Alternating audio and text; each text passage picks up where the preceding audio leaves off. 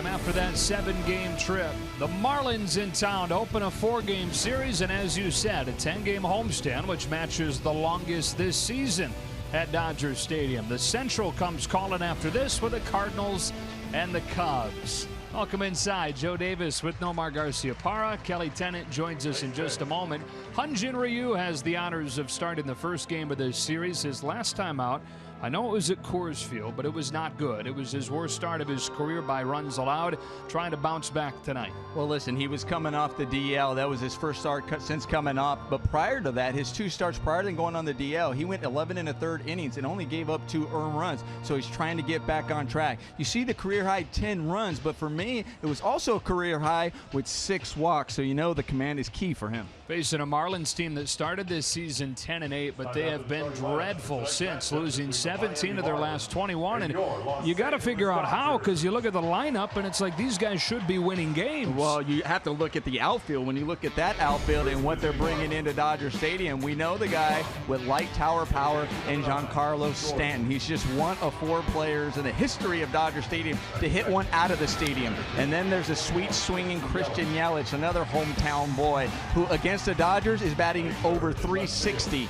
And then Marcell Ozuna, you see what he's done in his last 18 games, but he leads this Marlin teams in batting average, on-base percentage, RBIs, home runs, all offensive categories. Not a bad year. Not bad.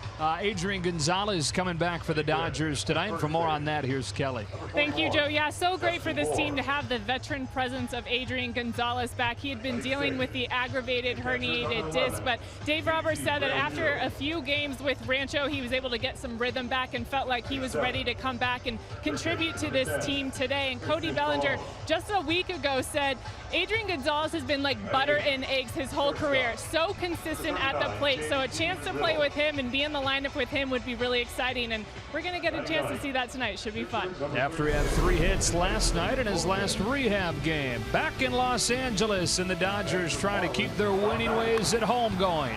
Game 1 against the Marlins from Dodger Stadium coming up.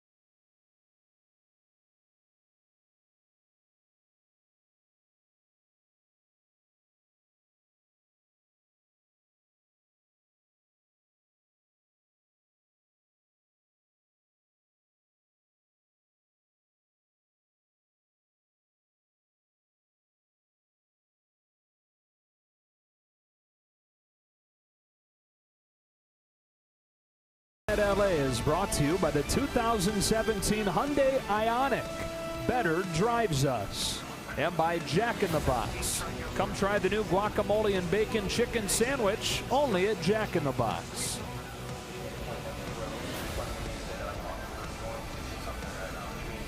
A lot of old Dodgers in the building tonight, including A.J. Ellis, who they are honoring on the stadium video board right now.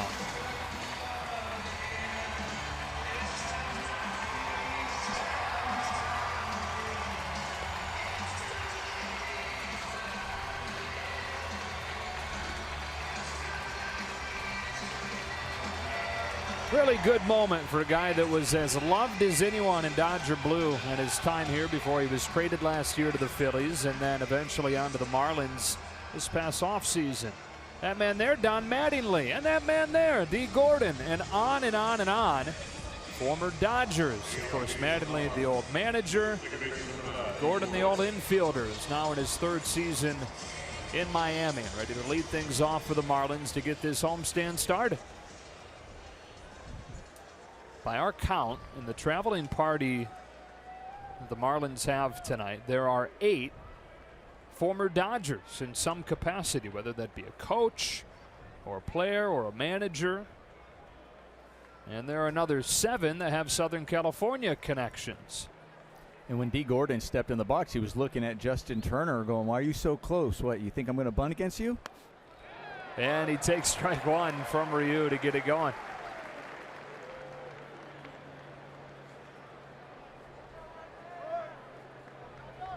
Marlins have dropped 8 of 9 in 17 of their last 21 games. Come in with a second worst record in baseball. Breaking ball is in, and it's 0-2. Only the Padres have a worse record, and it's just barely. Dodgers, meanwhile, a 3-4 trip. Back in the ballpark where they're 13-6 this year. Arizona, the only team in the National League with a better home record.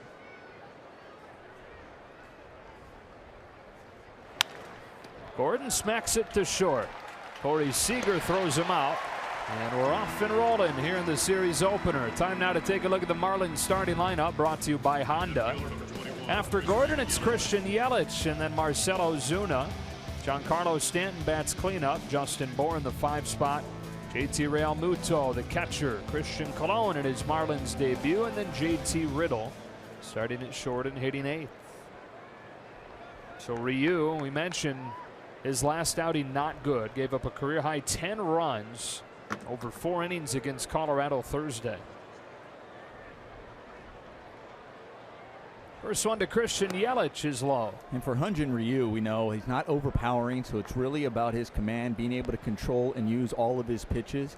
Not only did he give up those 10 runs in his last outing, but the 6 walks were also a career high, so the command wasn't there.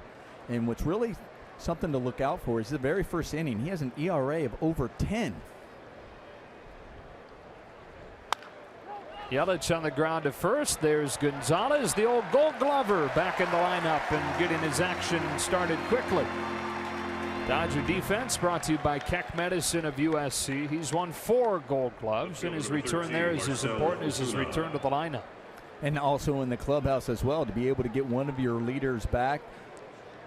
And on the infield, I think he's got 4 gloves, but often gets overlooked because when you have a solid infield, a lot goes to your first baseman, who so many times picks you up for balls in the dirt or throwing errors or potential throwing errors that he picks up. So you give him a lot of dinners, as an infielder.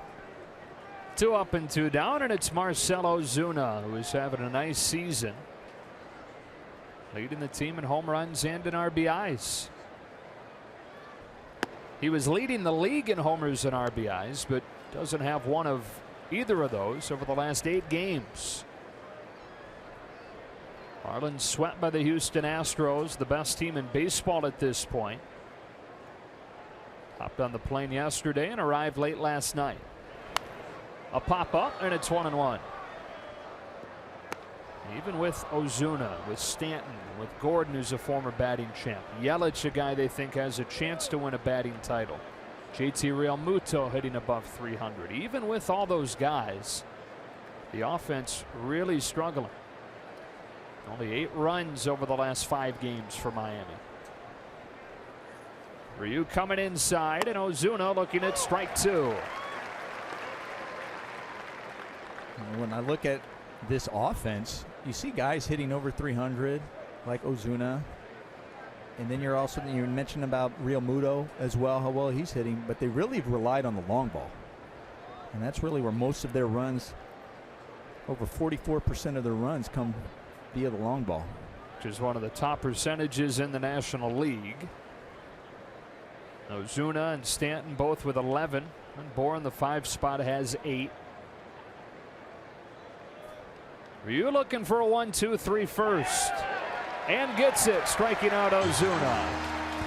Much better first inning than Hyun-Jin Ryu experienced in his few innings in Colorado. Edinson Volquez takes the mound when you come back.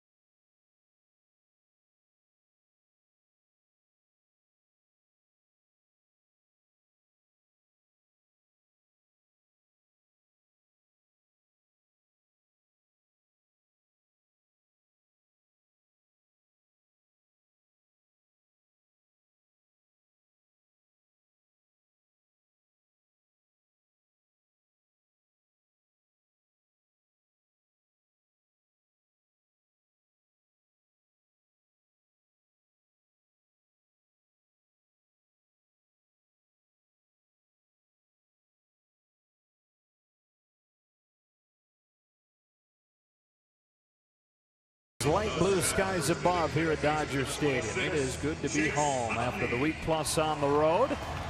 And the Dodgers coming to bat with their starting lineup, brought to you by Honda. It has Chase Utley at the top, then Corey Seager, a 2-hit game yesterday. Justin Turner did as well. So did Cody Bellinger. Yasmani Grandal hits 5th. Then Gonzalez, then Peterson and Puig, with Ryu batting 9th. And they face a veteran. We mentioned all the former Dodgers in the building. Volquez qualifies as one. Pitched in 6 games in a Dodger uniform in 2013. That's one of the 7 teams that he's pitched for in his 13 years in the majors. Now in his first year in Miami, still looking for his first win, and starting Chase Utley with ball 1. Well, coming off his last start was probably his best start so far this year. He had 6 innings pitched and only given up 2 runs. But if you combine that start with the start before that, he has a combined 10 walks in those last 2 starts. So have to make sure he's throwing strikes today. Yeah, and he falls behind Utley 2-0. And the other thing too is he features a fastball, curveball, changeup. And if you also go back to his last start, he really just eliminated that curveball and was predominantly fastball, changeup. Only 4% curveballs in his last start. It's a strike on Utley. His last start was his first one since a 10-day stint on the DL with a blister on his thumb, which is different than the blister that Rich Hill or Johnny Cueto has dealt with. That was on their middle finger. Thumb a little bit easier to deal with. Utley hammers one foul, and it's 2-2.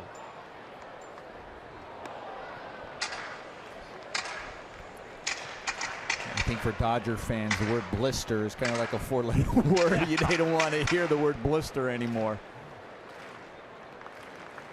No problems for Rich after his first start back. 5 innings. Was solid. Utley takes inside and a full count. Dodgers coming off a 6-1 win against San Francisco yesterday to finish that road trip off 3-4 and avoid the sweep against San Francisco. 7 innings from Clayton Kershaw. A payoff, and Utley hits one softly past the mound. This would be a tough play, and no play. He's got an infield single.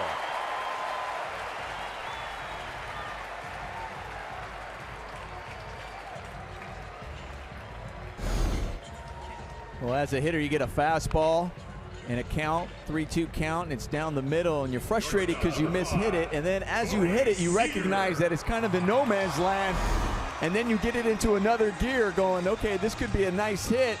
And that's a good way to lead off this inning. And so Utley's on-base percentage over the last week and a half now above 500 with that infield single. And up comes Corey Seager. Good to see Corey with a couple hits yesterday. Bit of a rough go for him here in May after a hot start to the season.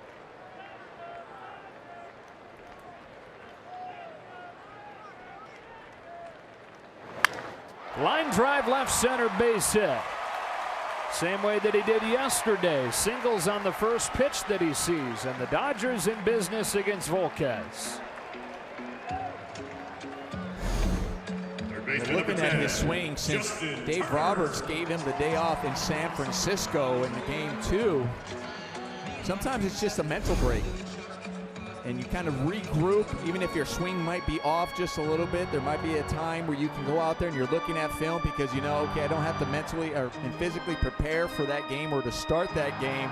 So there might be something that you find, or sometimes you just stay away completely and say, listen, I know I can hit. I believe in myself. Just come back out there and do it. And so far, he's done that the last couple games. 2 on, nobody out. Here's Justin Turner.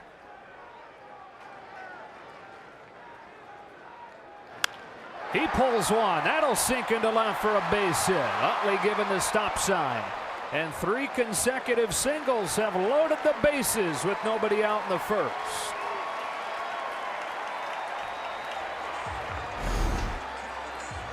Well, Justin Turner hit this one just too hard in order to get an RBI out of it. Because he squares it up. You got the left fielder, Ozuna, playing in. He also has a strong arm. But as hard as he hit it, it was smart to hold him up at third base, Chase Utley there, and just keep the bases loaded for the man who so far has made an impact on this Dodger team since being called up. Yeah, leading the National League in home runs and in RBIs since his call-up in late April. Cody Bellinger.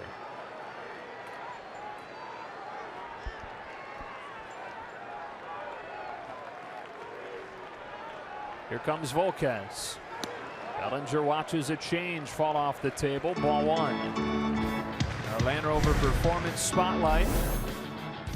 21 RBIs, or 20 RBIs in his first 21 games. The second fastest in Dodger history. You go back to 1920.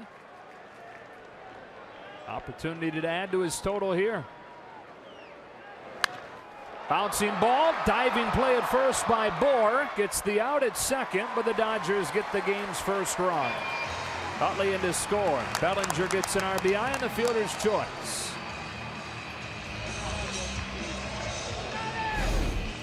Well, he'll definitely add to this total, and I thought that ball was going to get through the hole right there, but Bohr making a tremendous play right there to rob him of a couple of RBIs, but at the same time, just getting the fielder's choice. You still have in play for Yasmani Grandal, a man at third base with less than 2 outs. And Grandal's been swinging it well lately.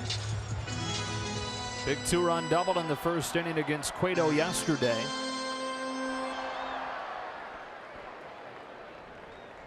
That was just the beginning of his day with Johnny Cueto.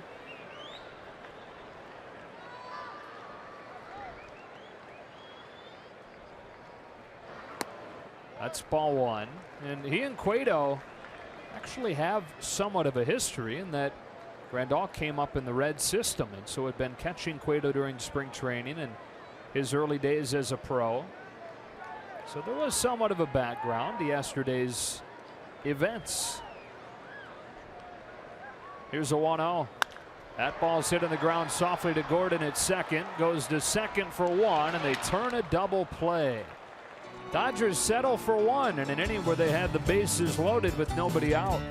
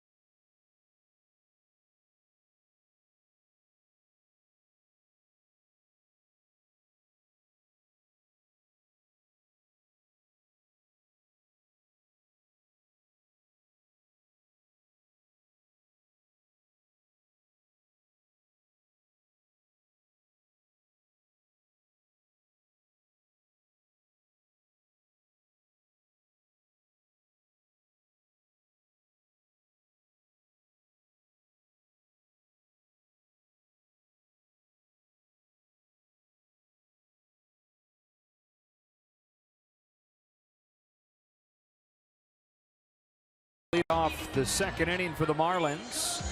Joe Davis, Nomar Garciaparra, Kelly Tennant here at Dodger Stadium. Giancarlo grew up not too far from here. Went to high school at Notre Dame in Sherman Oaks. And has homered 9 times here at Dodger Stadium in his big league career.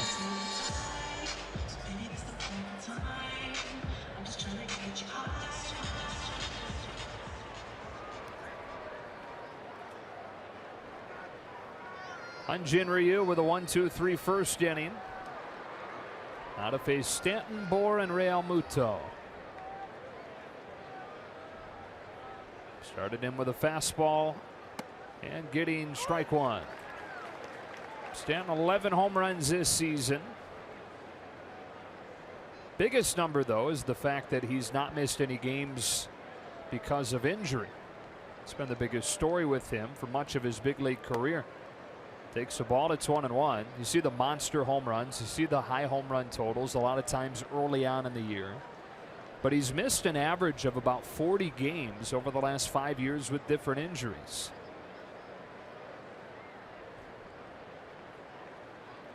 One and two. Well, when you really just average over his 7-year career, you're looking at averaging 118 games. That's what it works out to due to those injuries.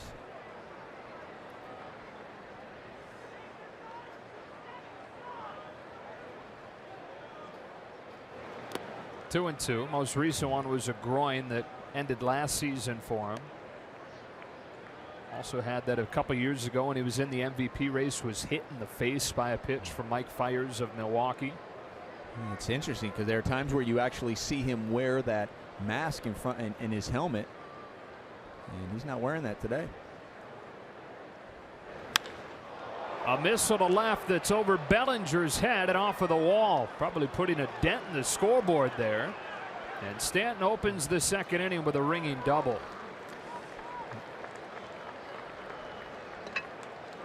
First baseman number 41. Take a look at our Audi pitch cast on that one. See where it was located, down and away. Wasn't really a bad pitch, but then you also have a guy who you want to see the exit velocity on that one. Yeah. That one, he hits it to the wall, and Cody Bellinger gets to it and throws it. He hit it so hard that he actually almost had to play at second base on that one.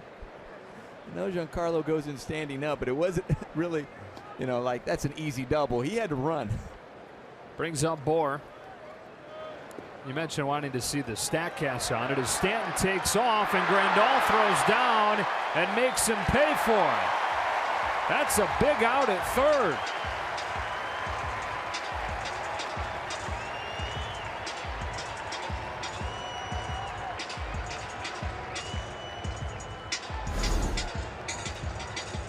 Well, they always say don't make the first or third out at third base, and it's right in front of him where he can see if it was far enough to try to take that, and they're going to have a look at this to see if Justin Turner missed the tag, but he stayed with it, and that's what's unfortunate. Sometimes when you know there's a replay, he stays with it, and he ends up getting spiked because of it. Justin Turner staying in there long enough because you know they have instant replay, and it was by accident that he spiked them there. Now Bohr unloads way back to right field and gone. So that proves even more costly for the Marlins with Stanton getting thrown out one pitch before Justin Bohr hits his 5th home run in the last 8 games. And we are all tied up at 1 here in the second. Catcher number 11, JT Realmuto. Well, before the game we were talking about the outfield with Ozuna, Yelich, Giancarlo Stanton, the power, the averages that these guys have, the offensive prowess that they have together. But the one who's been overlooked and the one who's been the hottest for them so far has been Bohr. Not only hitting for average, but power. Yeah. With 1 out, it's Realmuto. And Ryu misses with a breaking ball. The ball that Stanton hit, to answer your query, 114 miles per hour, the exit velocity. 95 is considered hard hit. 89 is major league average. Realmuto now tees off way back to left center field, and that's off the wall. Bellinger catches it cleanly on the carom, but his throw to second is offline. Double homer double. All blurring line drives off Ryu. Third baseman number 10. Well, we were talking about Ryu's struggles in the first inning, where his ERA is over 10 in the first inning, but then he has a tendency to settle down. When you look at from the second inning on, his ERA goes down to 3.65. But it seems like after that first inning, the Marlins went in there, whether they may have seen something in the first inning, but all of them have been hard hit this inning. Talking about exit velocity, I think all of them had to be over 100. Yeah, you're right. Christian Colon here takes a ball. Yeah, 114 on Stanton's double, 104 on Bohr's homer, 105 on Realmuto's double. This is Colon's Marlins debut. Takes a breaking ball strike, and it's 1-1. I'm glad my internal radar's working. It is confirmed by StatCast. It's here for you, Nomar. Colon, one of the guys with the Southern California connection, went to high school in Anaheim and then played his college ball at Cal State Fullerton. He pokes one to the opposite field. Puig settles under it for the second out. Realmuto tagging and running and taking third. That was a good at bat by Colon. Staying inside the ball, that's what he was trying to do. He has a man on, looked like he was trying to stay inside.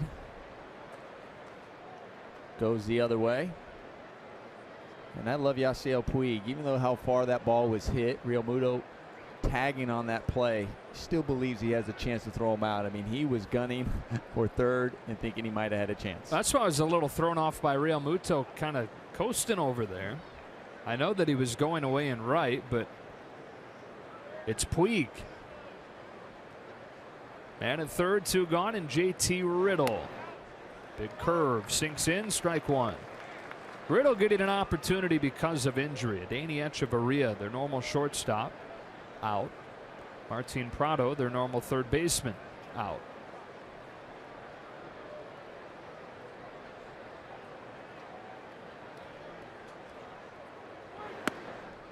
Ball 1. The injuries have contributed. Poor starting pitching has contributed. Even lately, the bullpen has been an issue for the Marlins as they've dropped 17 of their last 21 games.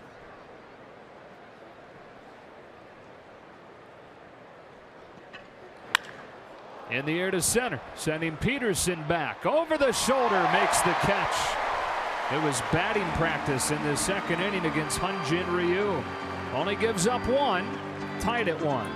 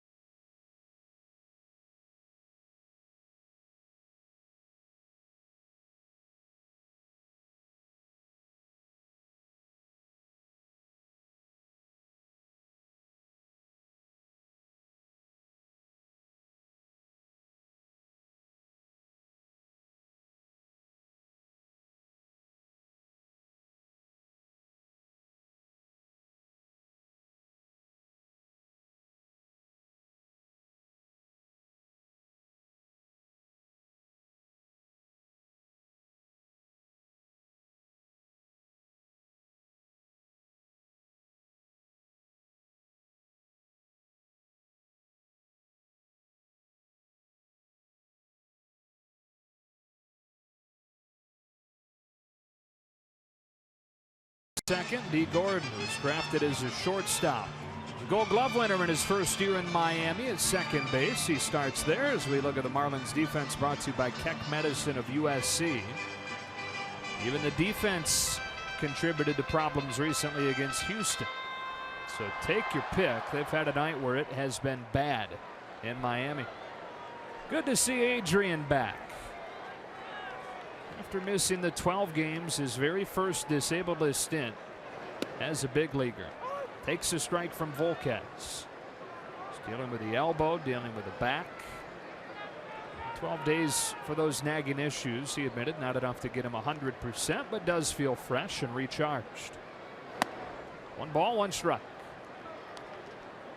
And we heard before the game our very own Kelly Tennant talking about how Cody Bellinger is excited to be in the lineup with Adrian Gonzalez.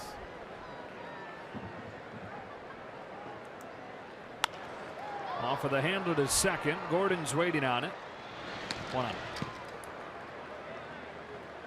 And Adrian going on the DL for the first time in his career, which is impressive. I mean, as a former player, it's pretty incredible.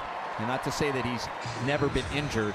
He's played through some injuries and a lot of, I mean, you never feel good, especially when you play this long. But I also think the way Cody Bellinger has been playing probably allowed him, or he was thinking, listen, we have a guy here who's doing pretty well. I can go on the DL and make sure I'm right to try to help this team. Jock Peterson with the bases empty and 1 gone. Volquez comes home and Peterson takes ball 1. And I think that the DL stint would have lasted longer if not for the trickle down from the Tolles injury.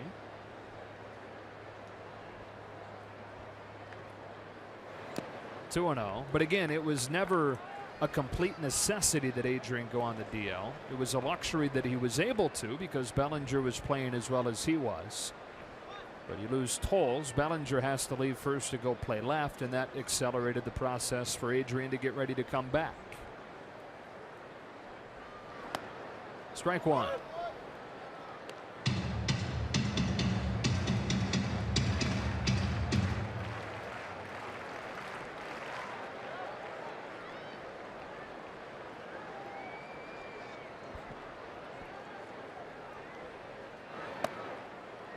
Two and 2. A long time since Edinson Volquez has earned a win. 14 starts, in fact. Back to last year with Kansas City. Brings it 2-2 to Peterson. And misses away to run it full. Volquez was an all-star when he was a rookie with Cincinnati back in 2008, but then Tommy John surgery the next summer, and he is a perfect example of Tommy John not being a simple fix and not being a sure thing that you return to form from it. Peterson reaches out, tugs a base hit into right field. Nice piece of hitting with 2 strikes on him for a 1-out single. And that's huge for Jock Peterson, who's been struggling as of late, coming into the game with a 207 batting average. And when you're struggling and you maybe not feel as confident at the plate, even when you're back, when you get 2 strikes, you're like, oh no, here we go again. But to be able to just kind of reach out there, put the barrel on that ball, even though he probably wasn't best balanced as he would like, but still being able to square it up is definitely feel good, and that you get a good result out of it as well. And it brings up Puig.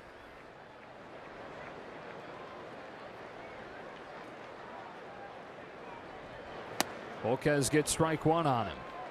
We mentioned the Tommy John surgery after he was top 5 in Rookie of the Year voting. The next 5 years after the Tommy John, he had an ERA around 5. And the 1 year before the Tommy John, he was an all-star as a rookie. Bounce back though, first with Pittsburgh, then with the Royals. We had Ray Searage and the Pirates here last week, talked about his reclamation projects. Edinson Volquez was one of them. Went and figured things out under Searage in Pittsburgh. Continued that momentum into a World Series season with Kansas City, where he pitched twice in the World Series, including the winning game, or the clinching game. Puig unloads, deep left center field. Forget about it. Dodgers back in front on a 2-run shot from Puig.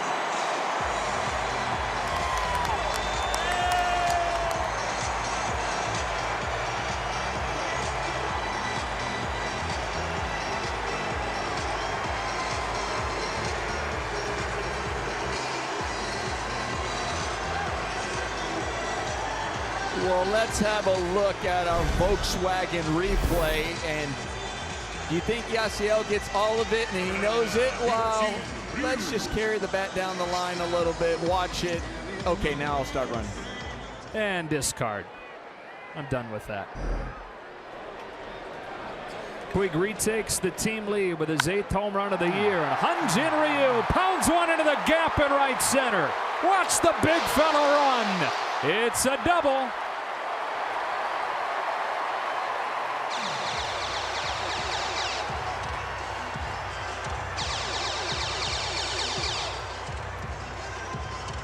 Take your pick, which was more fun to watch, the homer or the double? Well, I'm just thinking of this second inning right now. How many hard hit balls have we seen?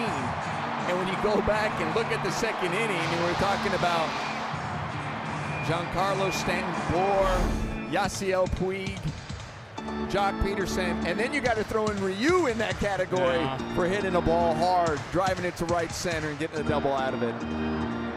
And his long wait is over. His first extra base hit since before the shoulder surgery, 2014. And back to the top for Chase Utley.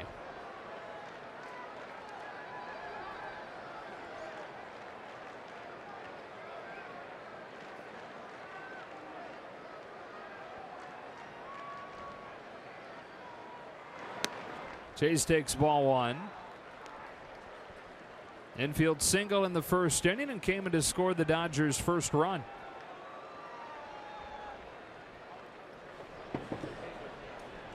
So Yasiel Puig with a tie-breaking 2-run homer. Back here at Dodger Stadium. 7 of his 8 home runs this year have come in this ballpark.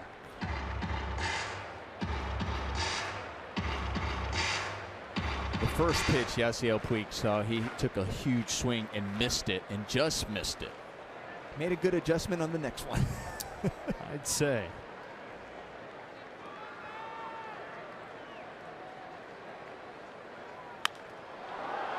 One ball and 2 strikes. Dodgers already 6 hits against Volquez. No way. The exit velocity on Ryu's double was 106. That's awesome. Which was only 5 miles per hour lower than Puig's homer.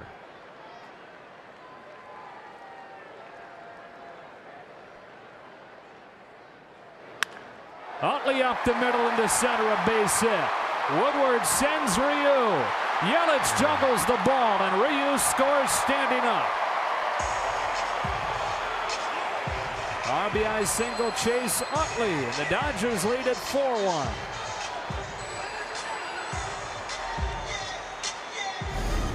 I don't know if Ryu was really ready to score on this ball, but you know, he's looking back, and you're supposed to be looking at your third base coach. Maybe he's not used to being on base, but at the same time, I think the bobble by Yelich in center field definitely helped here for Ryu scoring, because it would have been really close had Yelich come up with that cleanly.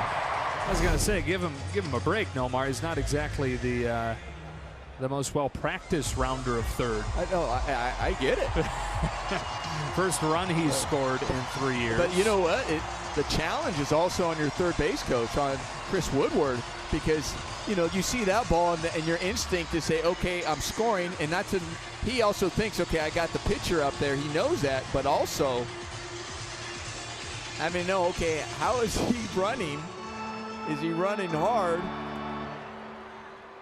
And now he has to be fanned down and cooled down a little bit. Of course, it was Kike looking out for him. Seager singled on the first pitch he saw from Volquez last inning. Utley runs, swing and a miss. No chance. Utley's almost at the bag as Real Muto lets that one go.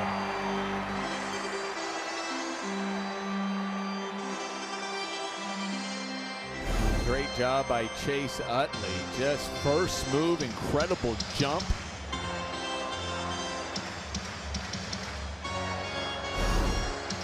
Pitchers just giving up 4 hits in a row. And oftentimes, even after giving up that single, they're just thinking, let me get back on track, and sometimes aren't even paying attention to the base runner. And Chase Utley taking advantage of that. Now an 0-1. Corey pulls a liner to second. Gordon throws it to second in a double play. So that finishes the inning, but the Dodgers quickly retake the lead on a Yasiel Puig home run. That made it 3-1. Ryu would later come around to score, and it's 4-1, middle 2.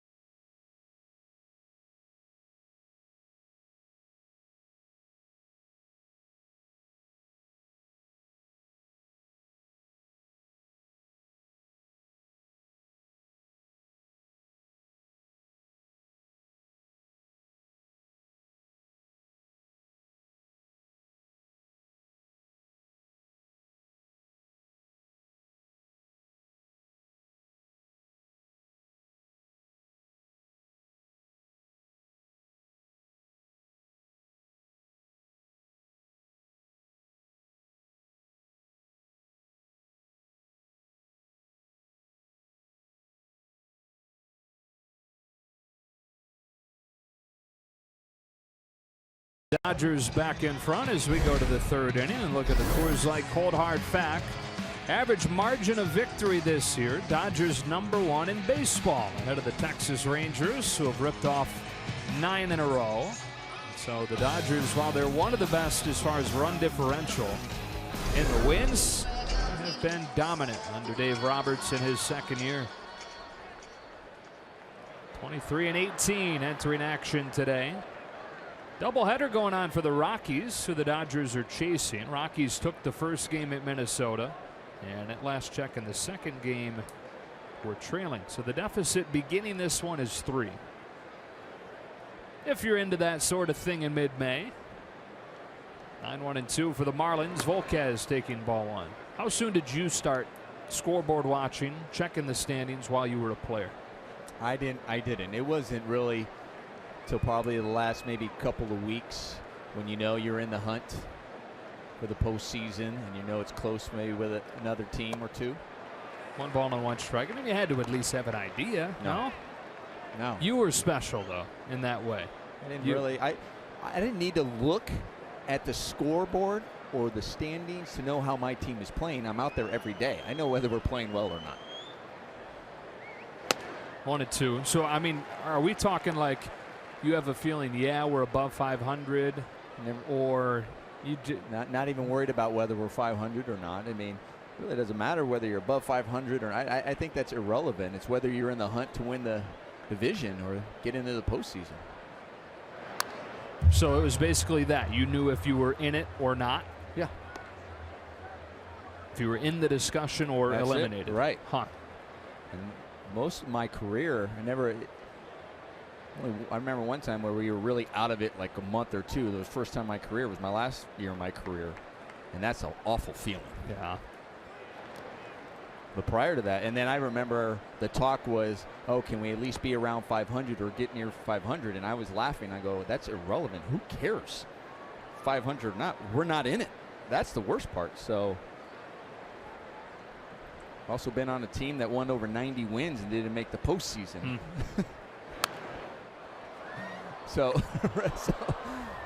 500 or not, your one goal is to get to the postseason and win a World Series. That's your goal. And if you don't have a chance at that, who cares? In the case of the Marlins, they've had 7 consecutive losing seasons.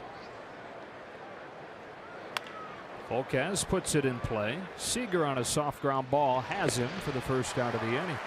24 years of the franchise. 2 postseason trips. They won the World Series in each one of those trips. But right now, Don Mattingly trying to snap the longest drought in the National League as far as postseason appearances. Marlins haven't been since '03. They beat the Cubs in the NLCS. That was the Bartman series. And then on to the World Series to beat the Yankees. Top of the order, second time through for Miami.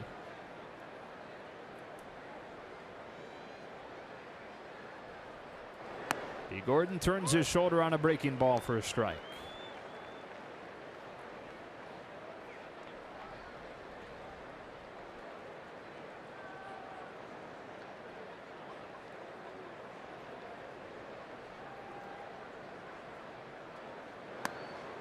Oh, 0-2.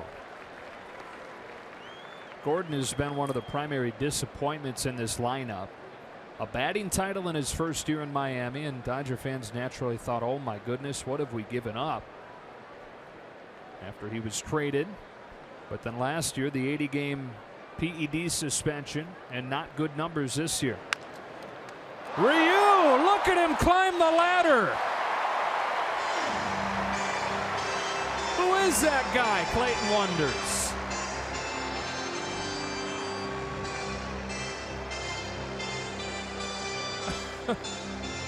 I think Clayton Kershaw's expression says it all. But we're going to have another look at the Morongo Casino slow-mo cam and watch the athleticism of Hyun-Jin Ryu. We've already seen a double, him scoring from second, and now showing the vertical on D. Gordon. D. Gordon can't believe it. Kershaw can't believe it.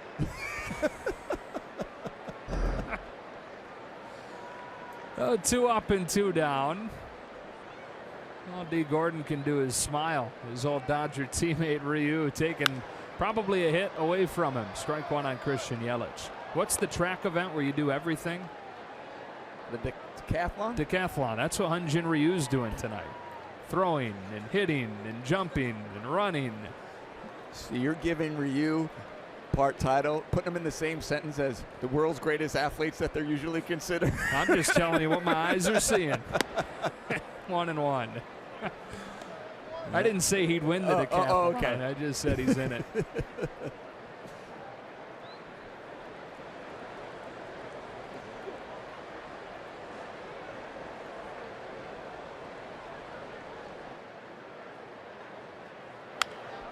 One ball and two strikes on Yelich.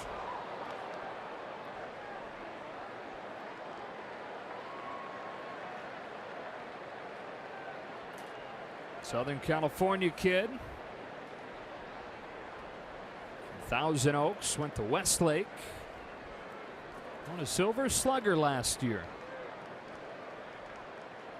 Waiting on a 1-2. Turns around a high fastball to deep left center field. Bellinger's running out of room and it's gone. Yelich goes to the opposite field for his 6th home run of the year, and it's 4-2.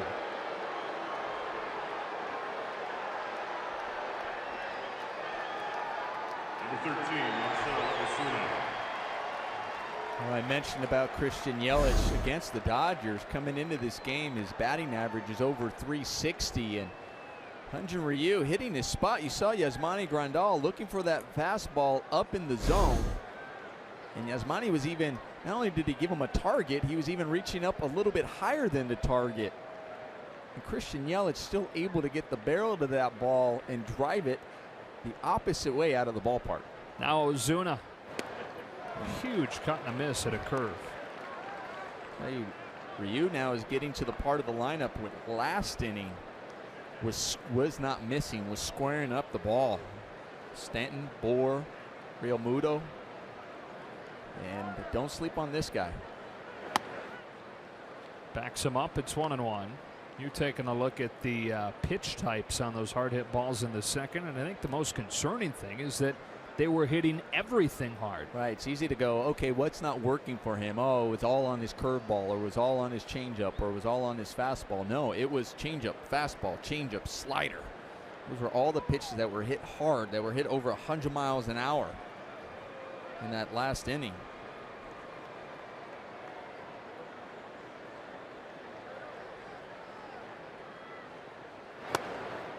Two and one.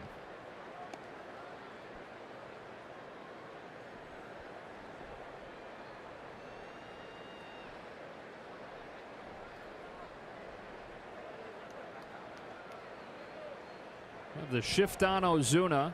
Second baseman Utley playing on the left side of the infield. And a fly ball to deep right field. Puig is back on the track at the wall to make the catch. Almost like a video game on the easy level so far.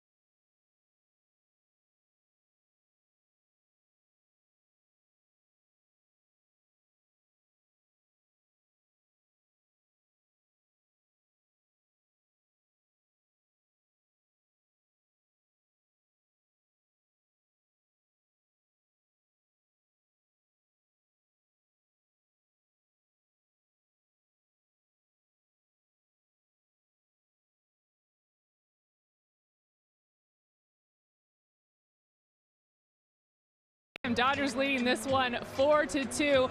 All right, it's going to be really hot on Sunday, so you're going to want to make sure that you get here early. For you kids, these are kids' sunglasses, not for adults, as you can see on my face, but the first 12,000 kids 14 and under are going to get these sunglasses to take home on Sunday. There's a ton of amazing giveaways. The rest of the homestand, we're having Clayton Kershaw's commemorative coin tonight, and the rest of the weekend, pups at the park on Saturday. On Sunday, you're going to get a pullover sweatshirt. So you guys have to stay tuned for the entire week because there's amazing giveaways. But kids, get your sunglasses. You're going to want these. I thought you pulled the sunglasses off pretty well, Kelly. I didn't think they looked like kid sunglasses on you.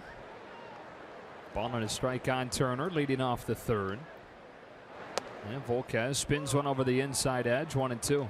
I mean, they're covering all the temperatures, right? They're going from sunglasses to sweatshirt. And the half zip, quarter zip.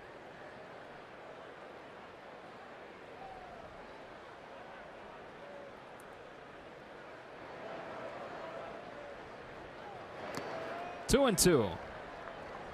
Turner, a guy who noted prior to the game today how much different Edinson Volquez has profiled in his last couple starts. He remembers facing him previously and putting up these good numbers, but seeing mostly off speed.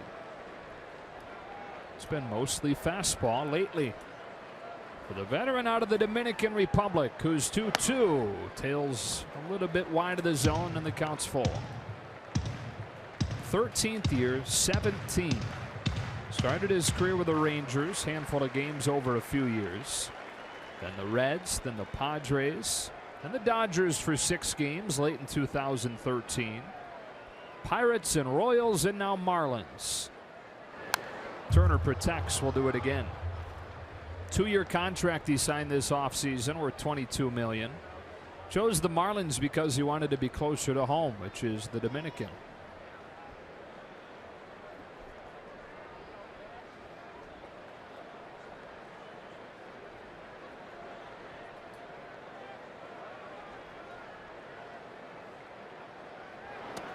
Turner draws the walk to open the third. First one issued by Volquez, and it brings up Cody Bellinger. Number 35, Cody Bellinger. You know, we talk about pitchers as far as, you know, when they're on or when they're struggling. It's one, how other teams are hitting them, but it's also to see how they're at bats, whether they're getting a lot of check swings or whether they're swinging misses, to see how good their stuff is. But then when they're also struggling, you can also see that as well, whether one, they're squaring the ball up really well, and we're seeing that right now by the Dodgers and the Marlins, but also the way Justin Turner took that breaking ball. Bellinger swings and misses at a fastball. And that's a perfect example, because that was a breaking ball that it started in the strike zone, and he took it. He wasn't off balance. It wasn't a check swing. It's almost like he recognized it right out of his hand that it was going to be a breaking out of the zone, and took the walk.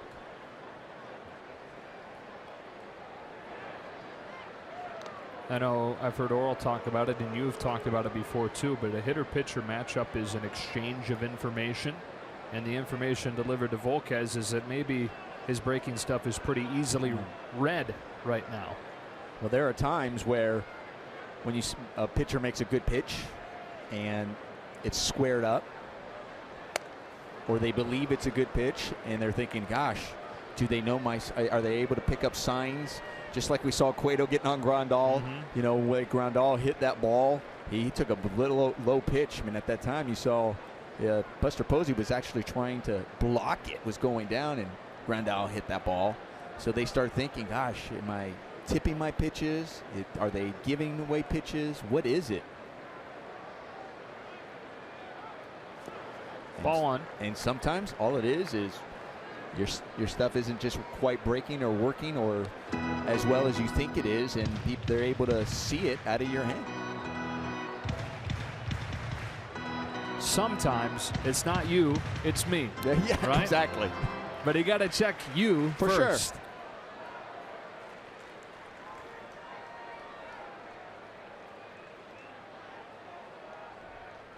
Bellinger brought home a run with a fielder's choice ground out his first time. Yeah, waits on a 1-2. Fouls it back.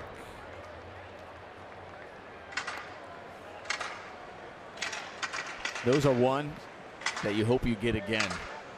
And it doesn't happen too often in the big leagues, but you're going, wow, that was the pitch. You foul it straight back. You were on it. It's a fastball. And you're mad at yourself that you missed it.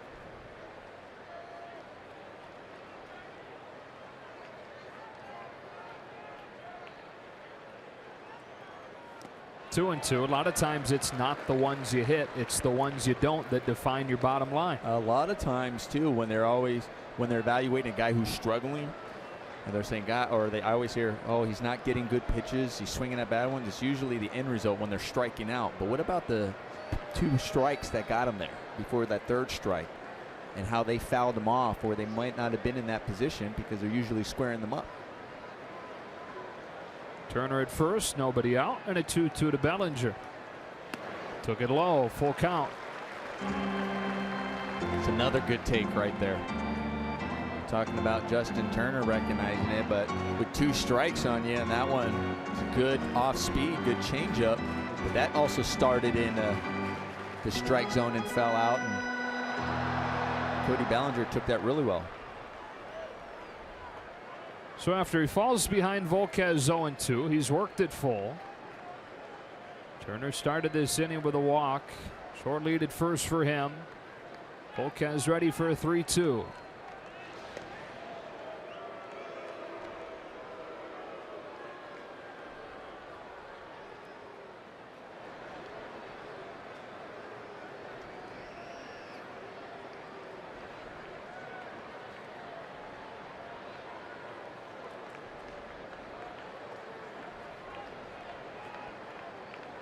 Here comes Turner, runs. Bellinger swings and misses. Throw tails behind second. Turner safe. Bellinger down on strikes. First punch out of the game for Edinson Volquez in the first out of the 3rd. Yasmani Grandal. Well, I think Bellinger is going to be mad at himself, not just for striking out, but we talked about the pitch where he fouled off, and he's going, gosh, I hope I get that again. And that one looked like he did get it again, and he missed it.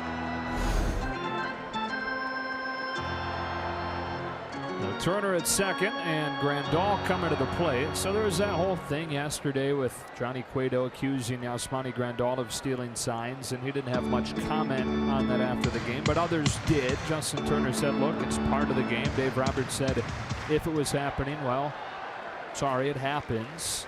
What do you say? Well, it is part of the game, but you can't make it obvious that you're giving your team the signs. First one to Yasmani after a look at second. It's not against the rules to give your team the signs, but you handle it.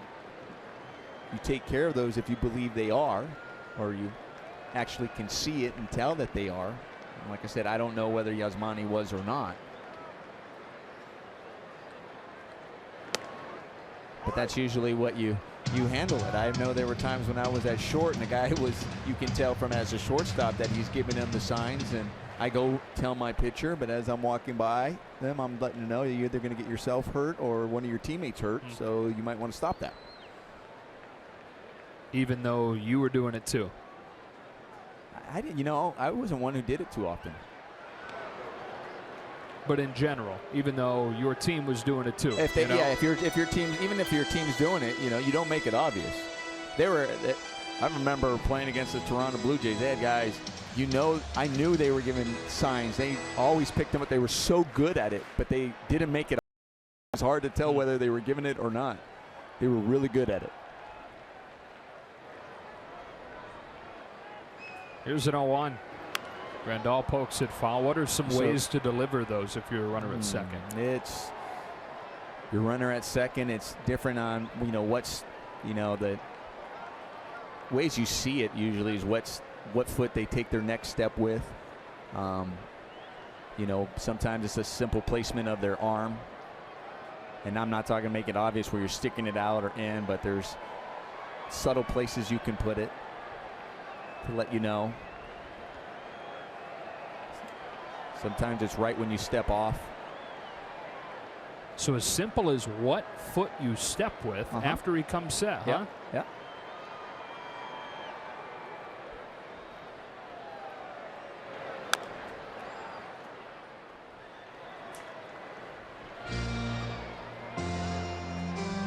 And then there's people that don't like I was a hitter who didn't like him. I didn't want to know what was coming, you know, and so I really didn't even, and it's not right, but I didn't usually give signs. I didn't simply because I know I didn't like him, so I really, when I was on second, really looking for it. How am I going to drive you in, Nomar, if you don't steal signs for me? Right. Here comes an 0-2. And Grandal strikes out swinging. Bottom fell out, 2 away. Number 23, Adrian Gonzalez. So back-to-back Ks for Volquez, and up comes Adrian Gonzalez. Who would have thought you'd see a day where you'd face Cueto and Volquez on back-to-back days, and neither games against the Reds? These two guys were lined up in that rotation for a few years. Two of the headliners of that group.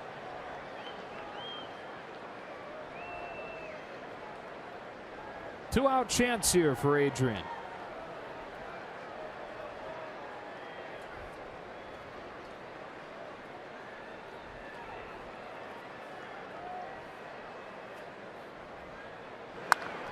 Hard hit, base hit. Turner gets the wave. Stanton throws home. It's not in time. Welcome back, Adrian. 5-2 Dodgers.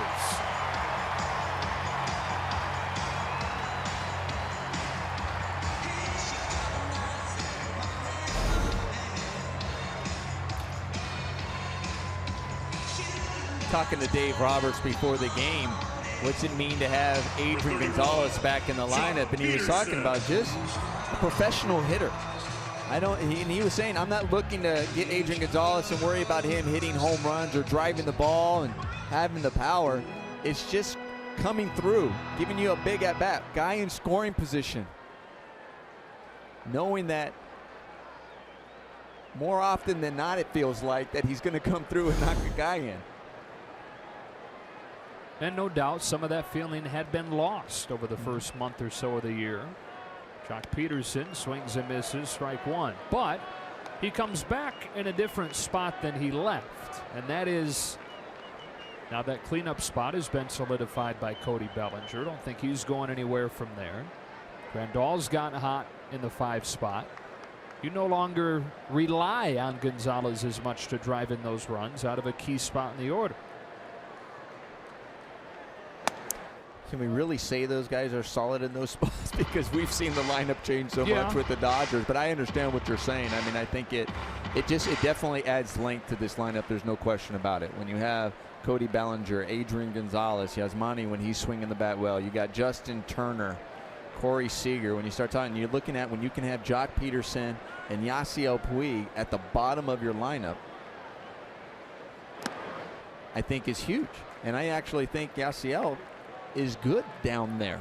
I mean, we've already seen the 2-run home run by Yasiel Puig. I think he has a tendency when he's at the bottom, take relief pressure off himself and relax a little bit more in the batter's box and have success. There's Andrew Tolles. ACL surgery coming up. Here's a 2-1. Jock swings and misses at a pitch that was way out, 2-2. So I guess the better way to phrase what I was saying is not solidified in those spots in the order as much as it is solidified as run producers. Where you don't necessarily have to rely on Gonzalez to be that primary guy each night.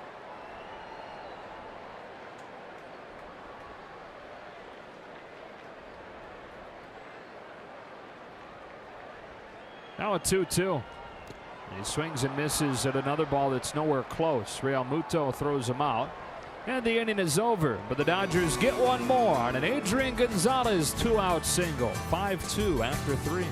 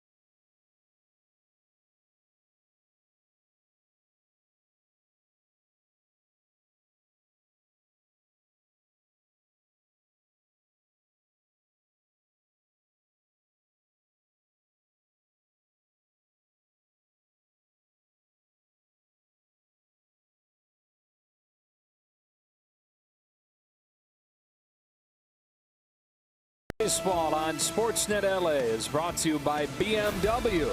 See a Southern California BMW Center today for exceptional offers or visit SoCalBMW.com. And by Big O Tires. For tires, service, and straight talk, go to Big O Tires, the team you trust. This is the Baker Bowl in Philadelphia, and on this date in 1929, the Brooklyn Robins and the Philadelphia Phillies played a doubleheader, Nomar, and combined to score 50 runs in the doubleheader. Phillies won the nightcap 8-6 after the Robins won game 1 20-16. You think there's been hard contact in this game? Stanton doubled off the wall his first time, leads off the fourth against Ryu. And it takes a ball. Highest scoring game in Major League history. Also involved the Phillies. Came in 1922. Cubs beat the Phillies 26-23 after they led 25-6. They almost blew a 25-6 lead. Stanton hits it hard, but Turner picks it off. 1 out. That game lasted 3 hours and 1 minute. 26-23, lasted 3 hours. I think that's the impressive thing. Right. I mean, what do you say? Let's go, boys. We can come back. And they do. Crazier things have happened. No, they haven't. 1 out for Bohr. He went deep his first time. It was his 5th home run in his last 8 games. And you're talking about the power they have in the outfield, and it kind of overshadows what Justin Bohr's done.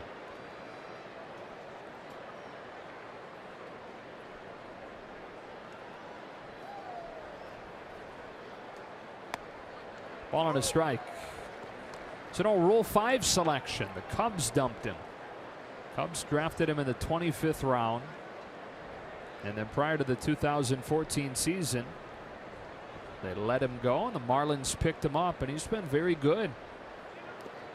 2-1. I mean, he just looks like he has power. I mean, he's standing in there 6'4". The media guy has him at 6'4", 269. Wonder about the 269. Right, not but 268. no batting gloves, just bare hand. Bring the ball to me, and I'm going to hit it a long way. Yeah, he does kind of have. Orel and I were joking around yesterday about Michael Morse in San Francisco kind of having a cartoon character villain look to his stance. There's kind of a baseball cartoon character look about Justin Bohr.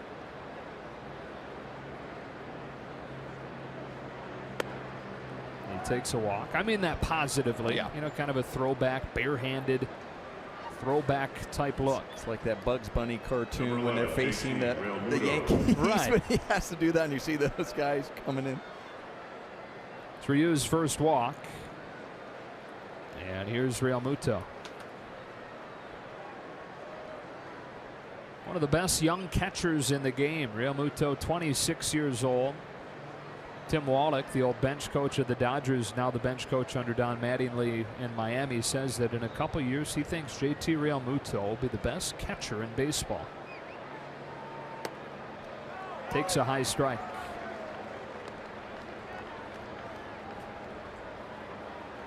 He's a high school shortstop. Only became the catcher when his team's regular catcher pitched. And a Miami scout happened to be at one of those games where that happened. That's a strike. It's 0-2. They were there to watch somebody else, but then saw Real Muto catch and thought, wow, there might be something here. So they drafted him in the 3rd round out of high school in Oklahoma.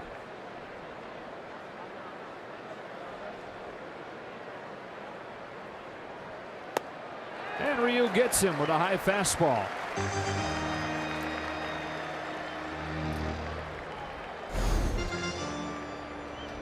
Number 10, Christian Colon. We see Yasmani asking for that ball up in the zone. Ryu able to show the command of that fastball. That was the same spot that he asked for it against Christian Yelich, and he hit it over the wall for a home run. 1 on with 2 out for Colon.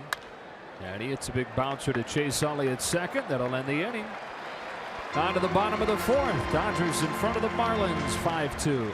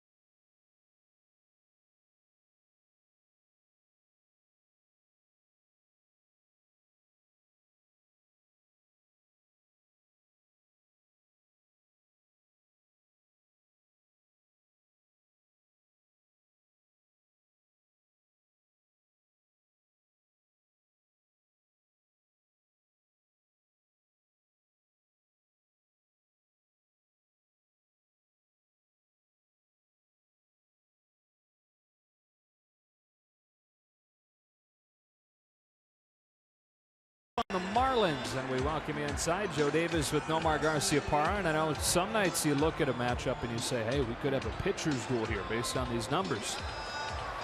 When you get in here and you look at the game notes and you see 0-5 with a 441 against 1-5 with a 499, you think you might see what we've seen. Yeah, we've seen a lot of balls hit very hard today. I mean, squared up. We were talking about, you know me, I'm not big on the whole exit velocity, but I had to look up some of the exit velocity just to reassure that what I'm seeing is true, because they are squaring them up well. Puig takes a ball. He squared one up for a 2-run homer his last time up. And I think the Dodgers have done a good job so far on the offensive side too, just answering every time the Marlins have scored.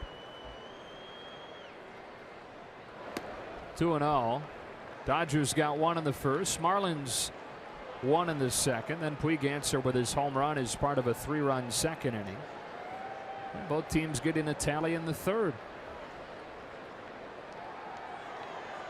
See if he gets another one to drive on 2-0.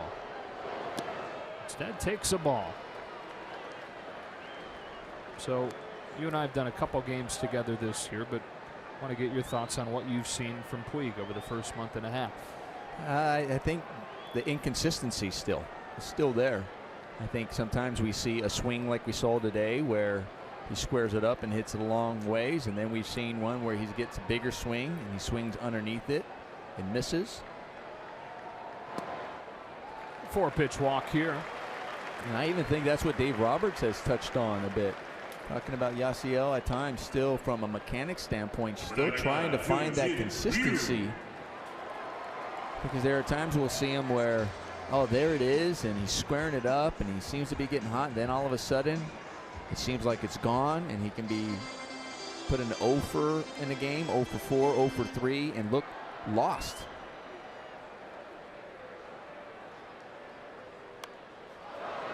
Ryu pops it up, strike 1. Why are you asking the slugger to bunt? Thinking the same thing. I know he's just following the, he's getting the sign, but he might come back in there and say, hey, Dave Roberts, did you not see my last at bat? Respect the power, Skip.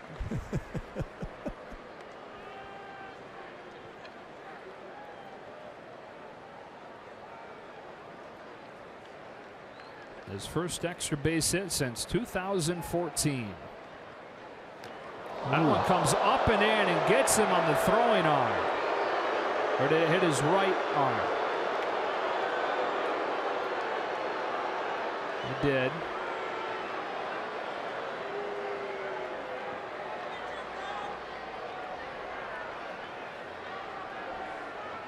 Ryu will reach here, and it is his non-throwing arm, but it's a scary thing. You screw around a bunt and have one thrown in on you.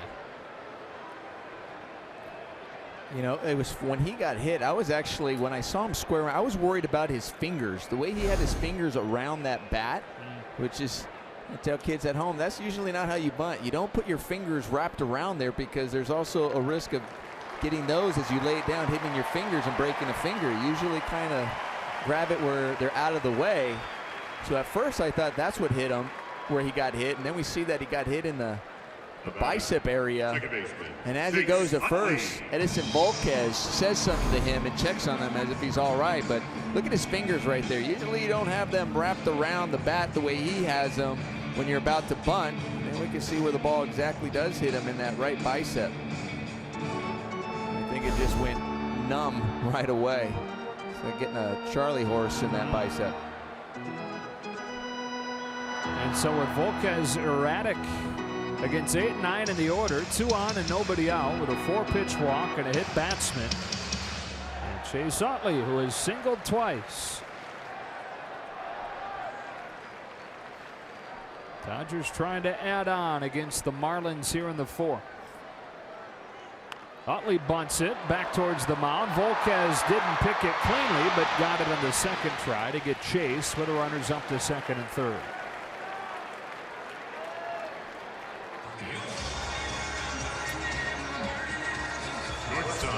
Great job by Chase Utley playing the game. Trying to get the man over. He had man on second base. With no outs. You know, we saw this in the game in San Francisco. 3rd inning, you got Justin Turner putting a bunt down. And I asked Dave Roberts, I go, was that your call? Was that on his own? He said, no, that was on his own. And he loved it. Absolutely loved it. He's like, that's baseball. I said, exactly. That is baseball. That was perfect. Second and third, Corey Seager taking ball 1. And good things could happen. I mean, ended up, we were talking about it, like, yeah, you got a fly ball. I said, but you also score it on the wild pitch because of JT getting that sac bunt down and moving it over. And I go, and I think it also even just sends a message to the rest of the team. You got Justin Turner, one of your best hitters on the team right now, even early in the game, putting down the sac bunt to get guys over to third base.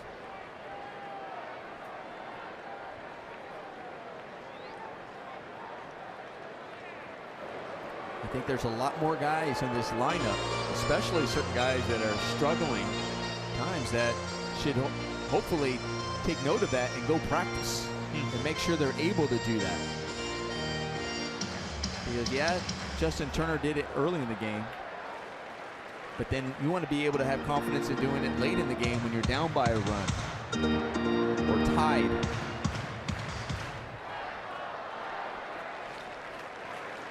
On 1-0. Ball 2. Volquez all over the place here in the 4th.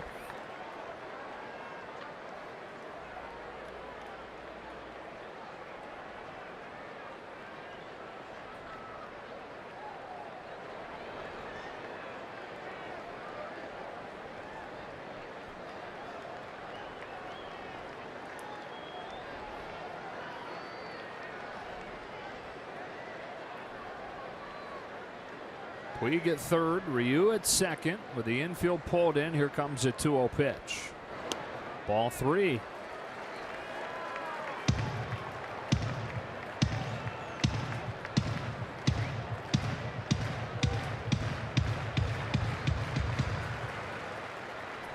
And they're going to put him on intentionally instead of trying to battle back against the Rookie of the Year. And they're loaded up for Justin Turner. Justin Turner. He's reached both times today. Singled in the first inning, walked and scored in the third. And already already a third AB in the fourth inning.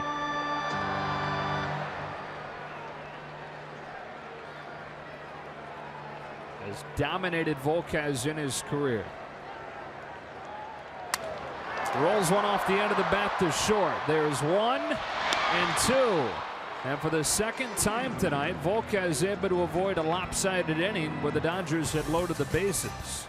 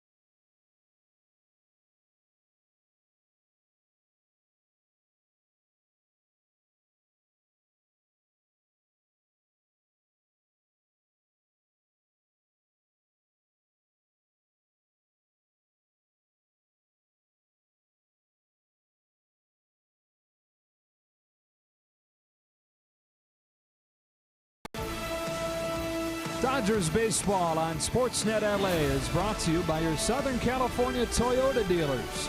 Toyota time is going on now. Get incredible deals on a fuel-efficient RAV4 hybrid. And by Energy Upgrade California. Joe Davis, Nomar Garciaparra, and Kelly Tennant back here in Los Angeles. First game in a 10-game homestand with the Dodgers playing the Marlins for 4. The Cardinals for 3, the Cubs for 3. They just showed the Anaheim-Nashville score on the video board here. NHL playoffs, Anaheim winning 3-2. And the crowd here at Dodger Stadium booed the result. JT Riddle to lead off the 5th for the Marlins.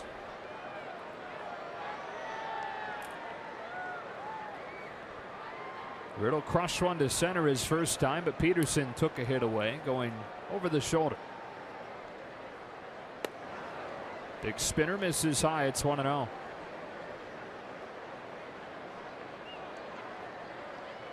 things not going well for the Marlins this year at 14-25. It's only a half game better than the worst record in baseball, which belongs to San Diego. It is not as bad, though, as the year after their first World Championship. They won the championship in '97. Then in 1998, they started 14-30, and 2 season ticket holders filed a lawsuit against the team. That's a line drive base hit into center.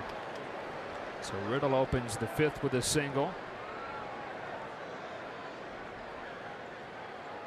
So they win the World Series. Then they dump 12 players off that team. They cut more than half of the payroll. And the lawsuit claims false advertising, that they had pumped up the fact that they were going to go after a repeat. And they were going to have all these players that were part of that championship team try to make another run. And season ticket holders sued them when they started 14-30. And the last straw was in mid-May when the Marlins pulled off a trade with the Dodgers. They sent Charles Johnson, Gary Sheffield, Bobby Bonilla here to the Dodgers. And of course, LA sent Mike Piazza to Miami. Down and into Volquez, ball 1. And I think Marlins people would have been okay with that, except the Marlins then shipped Piazza away 4 days later. So those season ticket holders allege the false advertising. There was a newsletter prior to the season that had featured prominently Charles Johnson and Gary Sheffield, saying here are the guys that are going to help us try and get back to a championship. They went on to lose a franchise record 108 games that year. So they're 14-25, but at least no fans are suing them yet. Did they win the lawsuit? No. No? Oh, okay. No. Must have said it's okay to get rid of everybody on the back of their ticket when they bought it. Yeah, read the fine print. We made this card anybody good. They did the same thing after they won it in 03. Unloaded then too. And then again a few years back when they really went all in, made several trades and signings, and they got Burley and Reyes, and then quickly reversed course on that, unloaded that entire team. It's bunted in the air. Grandal can't quite get it, 1-2. That was right after they had built the ballpark, so trying to get some solid momentum heading into the new stadium, get the taxpayers behind them.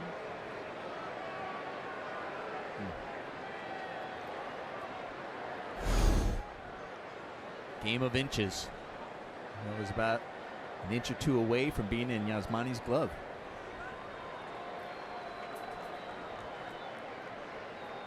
Looks like Volquez will try it again with 2 strikes.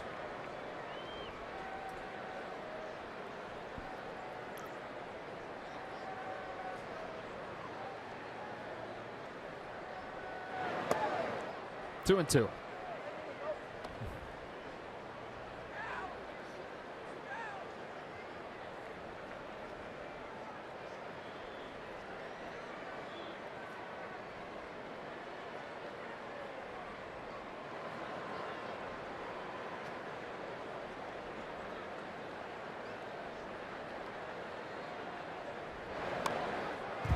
Fouls it back, and he's retired. Volquez unable to get the bunt down, 1 away.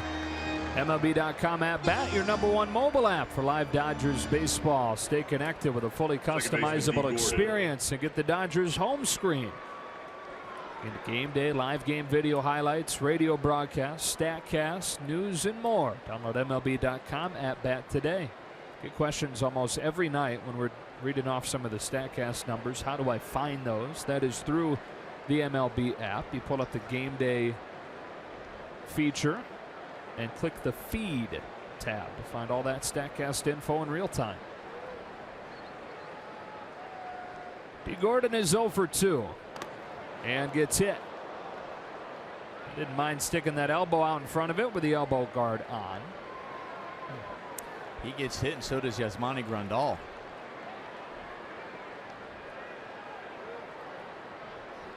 Center fielder Christian Yelich.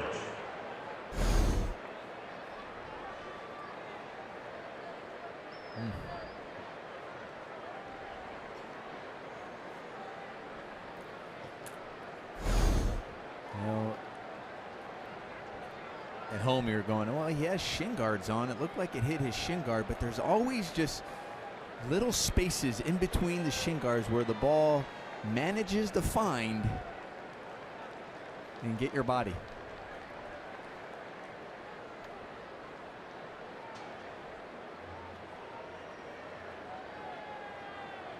That's what got Grandal when he had the bad shoulder injury a couple years ago. Just that one crack in the front of the chest protector. Foul tip went right through his soft spot and injured his AC joint. She dealt with for about a year. Ruined the end of his 2015 season, hampered him early last year. Yelich up representing the tying run, and he takes ball 1. Took Ryu opposite field his last time up for his 6th home run this year.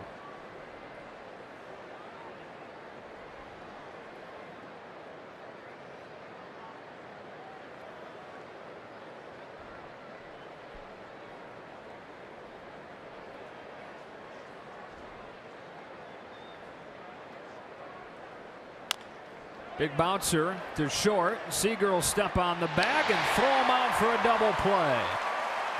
And so the inning comes to a close. They threaten but don't score. Halfway home in a 5-2 game.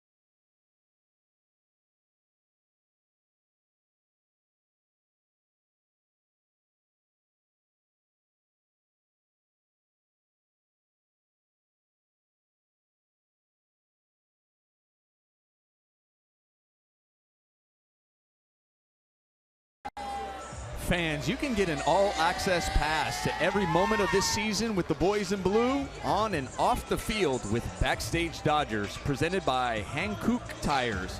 Catch a new episode next Thursday at 5:30 p.m. right here on Sportsnet LA. Dodgers up 5-2. He's having a good time. Anybody here that likes offenses? 5 runs on 8 hits for the Dodgers against Edinson Volquez, who goes back to work against Cody Bellinger. Told you earlier that Bellinger is the second fastest in franchise history to reach 20 RBIs. Only guy that did it faster is a man named George Shuba, who played 7 years with the Brooklyn Dodgers in the 40s and 50s. Bellinger hits a high fly ball to left. Ozuna works back shy of the track for the first out. Shuba's nickname was Shotgun. They nicknamed him that for his ability to spray line drives all over the yard. Really compact, natural swing that he developed when he was in the minors. He had tied a rope to the top of the ceiling in the clubhouse and would take, in addition to playing in the game and taking batting practice each day, he would take 600 cuts at these knots that he had tied around the strike zone on this rope. That was his hitting drill. Now Smiley Grandal, it's a fly ball as well. Playable for Ozuna. Back-to-back flyouts to left. But what Shuba's most famous for is a picture that was taken while he was in the minor leagues. Jackie Robinson's very first game after signing with the Dodgers, it was in Montreal in the minors. Shuba was on deck in the 3rd inning. Jackie Robinson hit a home run. And after rounding the bases, Shuba was in the batter's box waiting to hit next. And a photographer captured the very moment where Robinson reaches home. Shuba extends his hand and shakes Robinson's hand. And so this photograph was really the first symbol of Jackie's acceptance. Adrian Gonzalez takes a strike.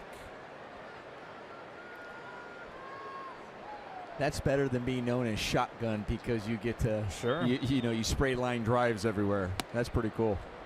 It's 1-1. Shuba passed away a few years back when he was 89, but until he passed away, that picture was the only thing hanging up in his living room.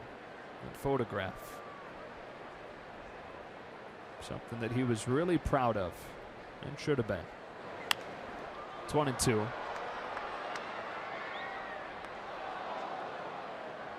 George Shotgun Shuba. 7 years with the Dodgers. Final game that he played was Game 7 of the 1955 World Series, which clinched the Dodgers' first ever World Championship. Not a bad way to go out. Was he thinking, I'm just going to go out on top. Yeah. This is perfect. I'm out. I don't think we're going back to back. I'm out.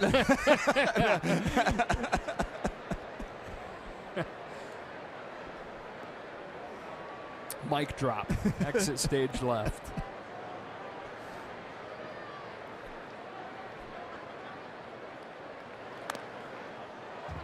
One and two on Gonzalez. Brought home a run with a single his last time up.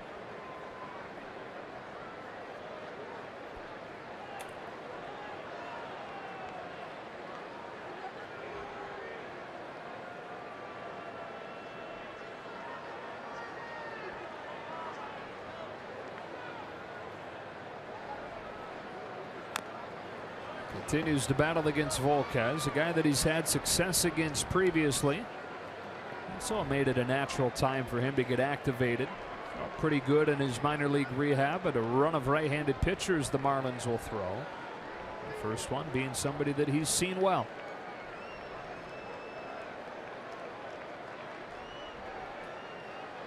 Swings and misses at a disappearing off speed, and the inning is over.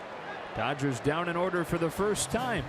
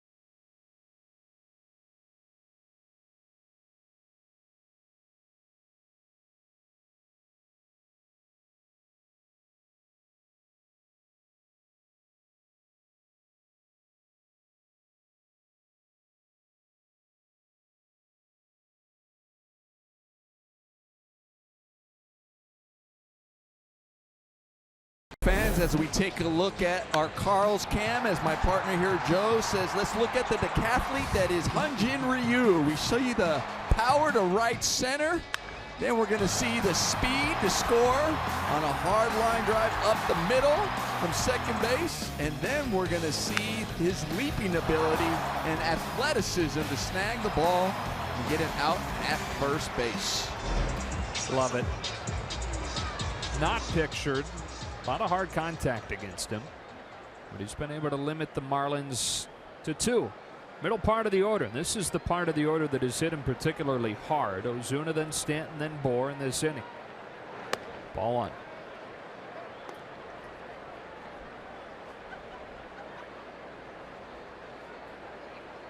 Ozuna 0 for 2, but flied to the wall in right his last time.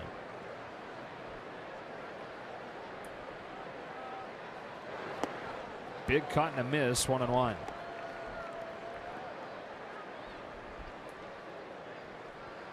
Hitting coach for the Marlins last year was Barry Bonds, just a one-off. He came in last spring training and did 1 year. And Ozuna, they say, is the one who benefited the most from his presence. Cracks his bat on a little flare to short left, and Utley's there for the first out of the inning. After I'm talking about Barry Bonds helping him, it's a 100-foot crack bat teardrop. Good timing. Here's Stanton. Dodger fans are going to say, can you say that about Giancarlo Stanton right now? Because he's already put a dent in the left field wall.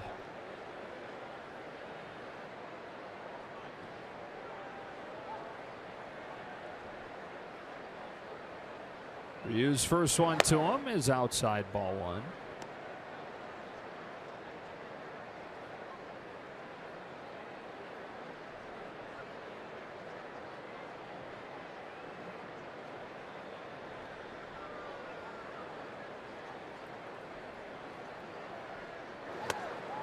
One and one.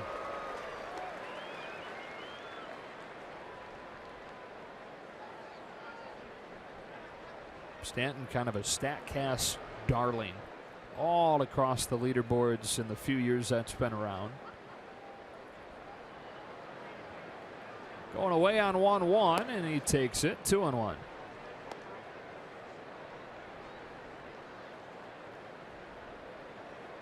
Hit one of the hardest home runs, hardest looking home runs I've ever seen in the World Baseball Classic down in San Diego this year.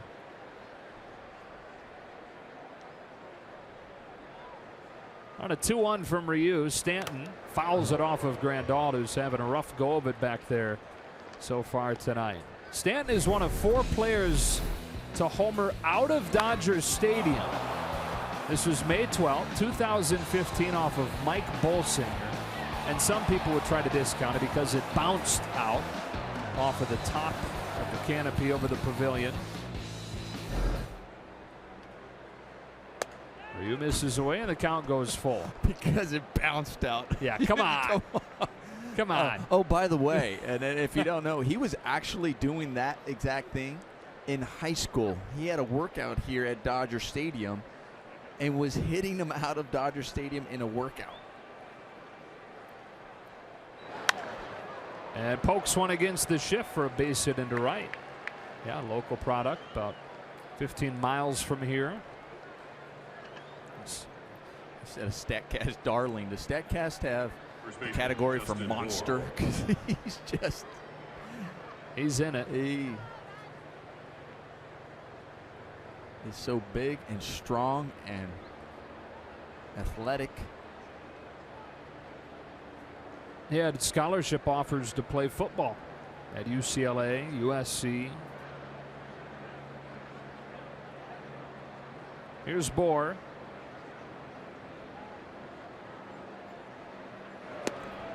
It's funny you say that. Speaking of those workouts here at Dodger Stadium, many scouts and many teams passed on him in the draft because they believed he was going to go play football at USC. Fell to the second round. That doesn't seem like a long fall until you watch him play. See the measurables.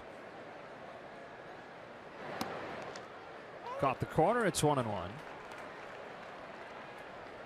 So out of those 4 guys that have homered out of Dodger Stadium, like Stanton, Mike Piazza hit the top of the awning and bounced out. 2 guys have completely cleared the yard. Mark McGwire did it with St. Louis in May of '99, and then Willie Stargell did it twice. 2-1. Stargell in 1969 hit the longest home run in Dodger Stadium history, 506 feet.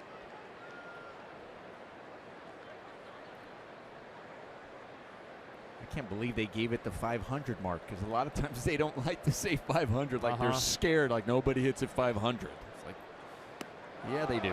2-2. Longest one you ever hit? Is there one in mind that? No, I don't have one in mind as far as longest, or I'm just glad they went out. A lot of times I was sprinting and waiting for the umpire to say, okay, slow down. It's gone out for you.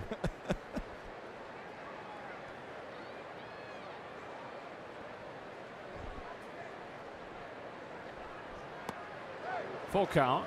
You hear about way back the Babe Ruth home runs, the legendary, close to 600-foot home runs they talk about. But how reliable, how credible can that possibly be?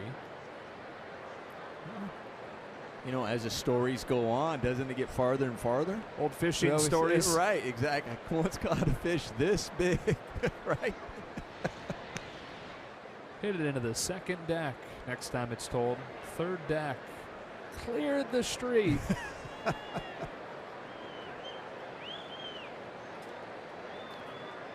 Legend has it that Ruth hit the longest one ever in Detroit. 575 feet is what historians have kind of settled on.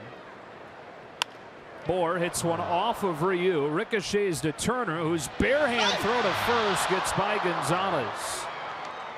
Everybody's safe, and the Marlins will bring the tying run up here in the 6th. Tough play for Justin Turner after that ball ricochets off Ryu as they come in to check on him to make sure he's okay. But trying to make an incredible play off balance, bare hand. And Adrian Gonzalez unable to pick that one up, which is rare. So I think Adrian Gonzalez noticed that there was actually a chance for that and just unable to come up with it. Adrian Gonzalez pointed in the dugout and said, Nathan Lucero, come on out. Dodger trainer. Jin seems to be okay. And here comes Brian, his interpreter.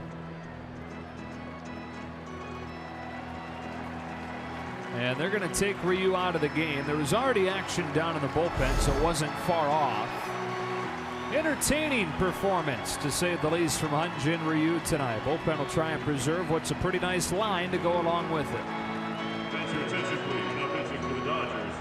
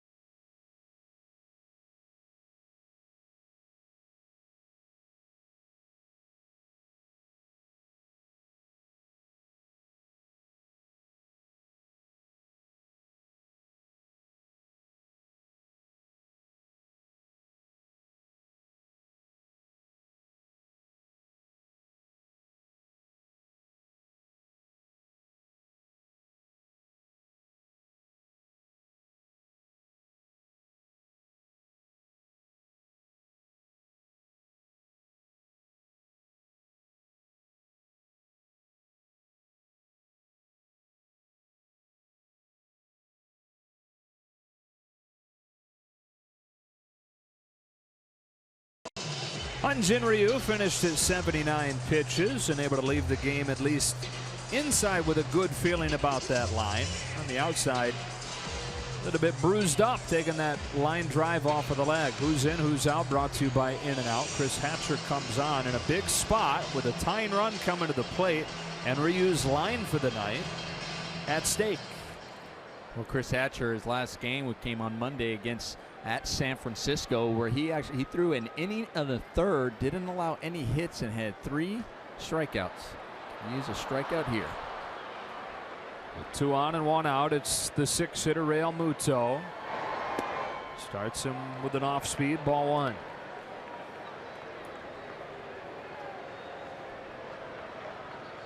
Former catcher against a current catcher.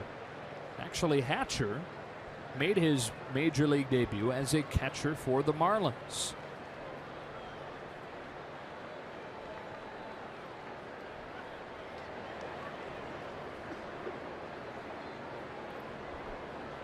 Here's his 1-0. 2 balls, no strikes. And he's got a tough task because Real Muto coming in here. Look at the top hitters in the major leagues with runners in scoring position. He's 5th with an average coming into today at 429.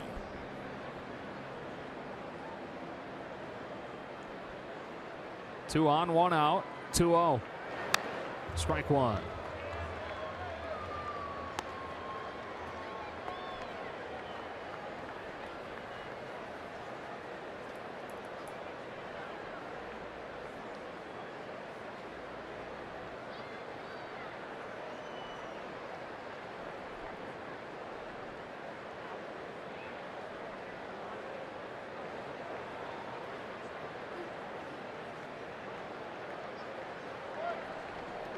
Chris was able to spend some time on the recent road trip with his wife and his young son, Jansen. More than 1 year old. Celebrated his first birthday back in April. He was on the trip to San Francisco with Daddy. A 2-1. Got up and in on him and fouled it back 2-2.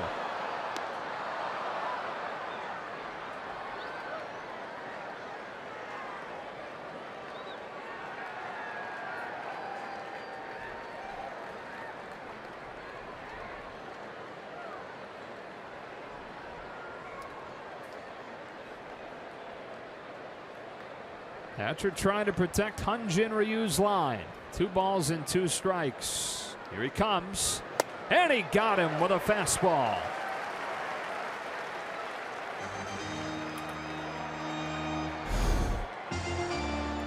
Yasmani Grandal wanted that fastball up. Last time Real Muto struck out, Hyun-Jin Ryu was able to go up and get him swinging on the same pitch. Good spot.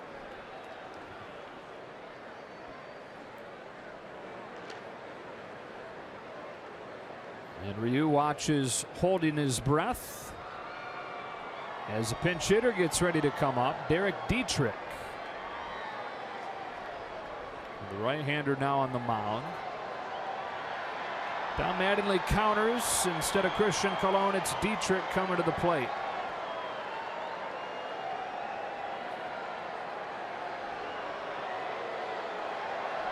Now batting pinch hitter number 32, Derek Dietrich.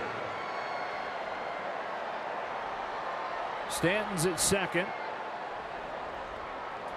Boers at first. They both singled to chase Ryu. And a Hatcher to Dietrich with the first one. Ball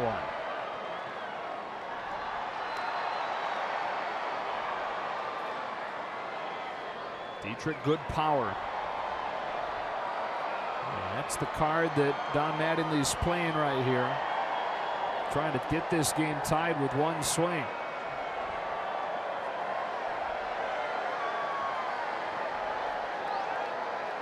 Dietrich got significant time a year ago, really his biggest role that he's had in the majors because of D. Gordon's PED suspension for those 80 games.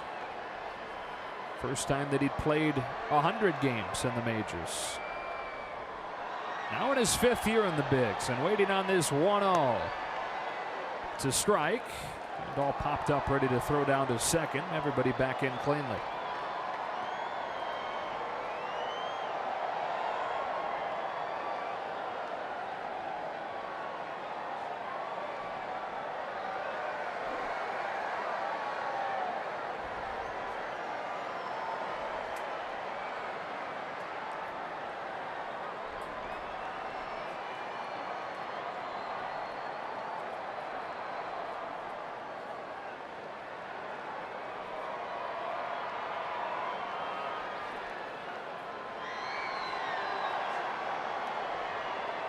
Dodgers trying to beat the Marlins here at Dodger Stadium for the first time in a couple years. Marlins swept a 4-game set last year.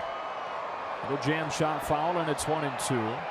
Marlins won 6 of 7 overall between the teams, and Don Mattingly's first year as the Marlins skipper. That's the first time they'd ever won a 4-game series here in the 23 years of the franchise. Got a better record than any team in baseball in this ballpark the last several years.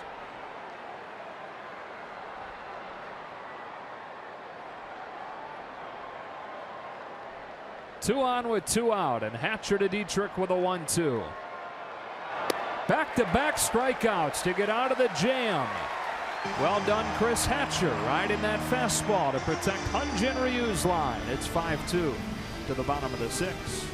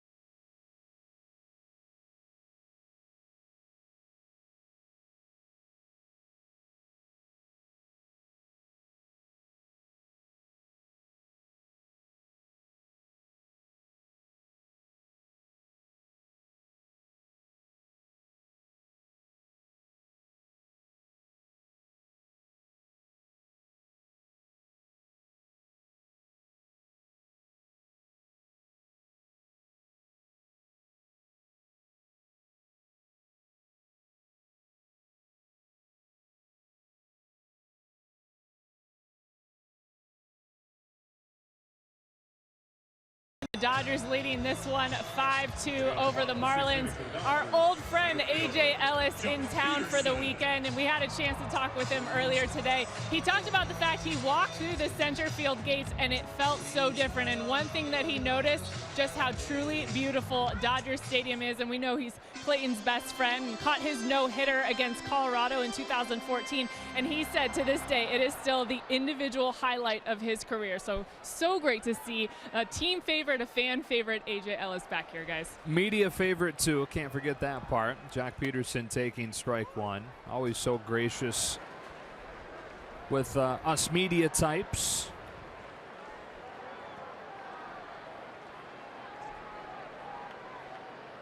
And ironically, tonight is Clayton Kershaw no-hitter coin giveaway night.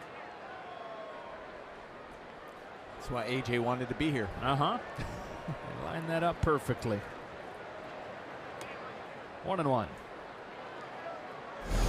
2014 against the Rockies. Kenley Ramirez throwing air away from being a perfect game.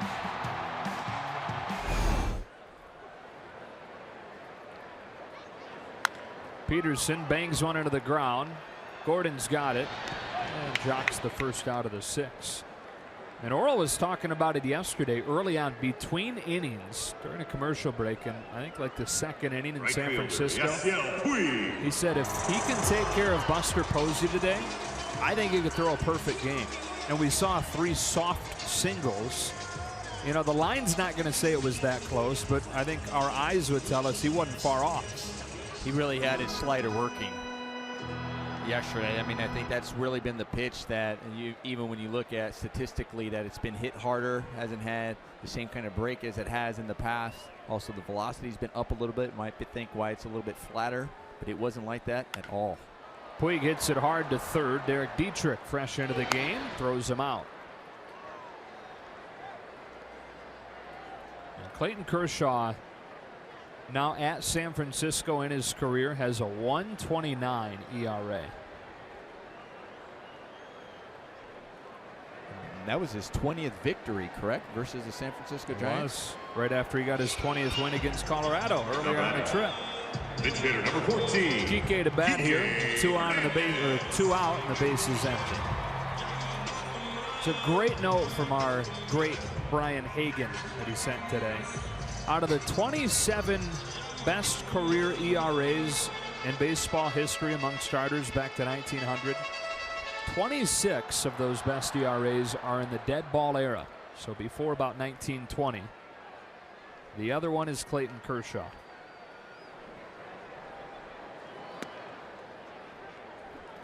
I just like to be Captain Obvious. He's good. Yeah. Yeah.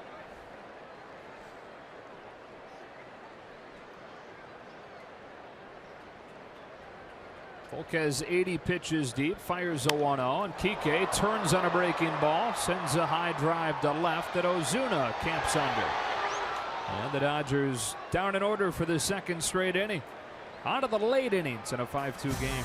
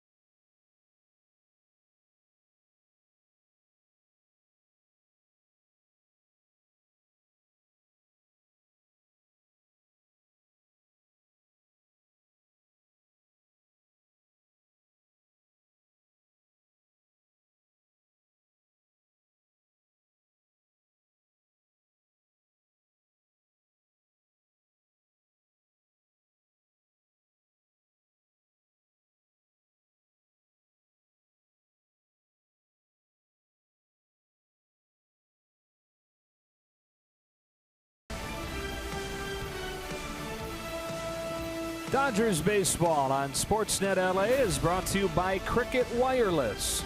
Cricket, something to smile about.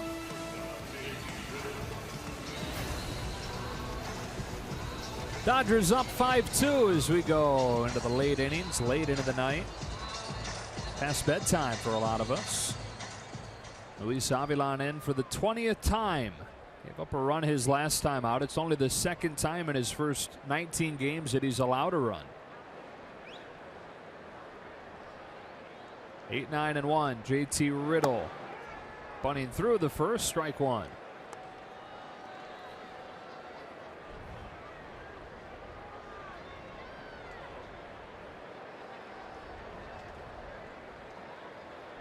So Edinson Volquez is finished and doesn't appear to be too happy about that. They have a pinch hitter in the on deck circle in his spot.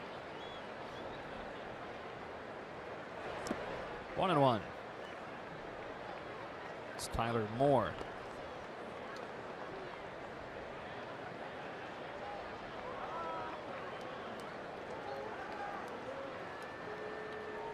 Avilan has seen the Marlins a bunch. He started his career in the division with the Braves.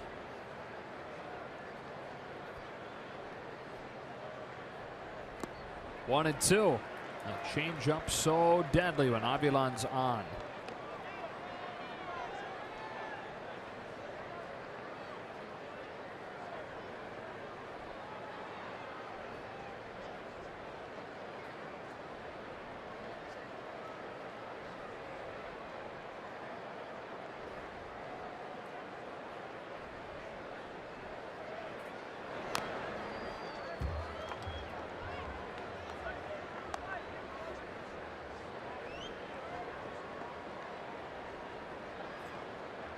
JT Riddle, former Kentucky Wildcat.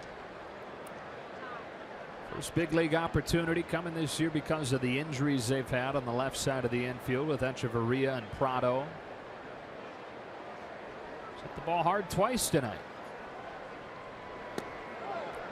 Takes here, 2-2. Really good changeup right there by Luis Avilan.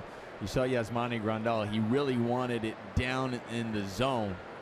And that started off at the bottom part of the zone in a strike and then fell out of it. That's when you get that swing and miss. And Riddle did a good job laying off of it. Going to it again on 2-2. Yeah, this one misses in, and he's worked it full.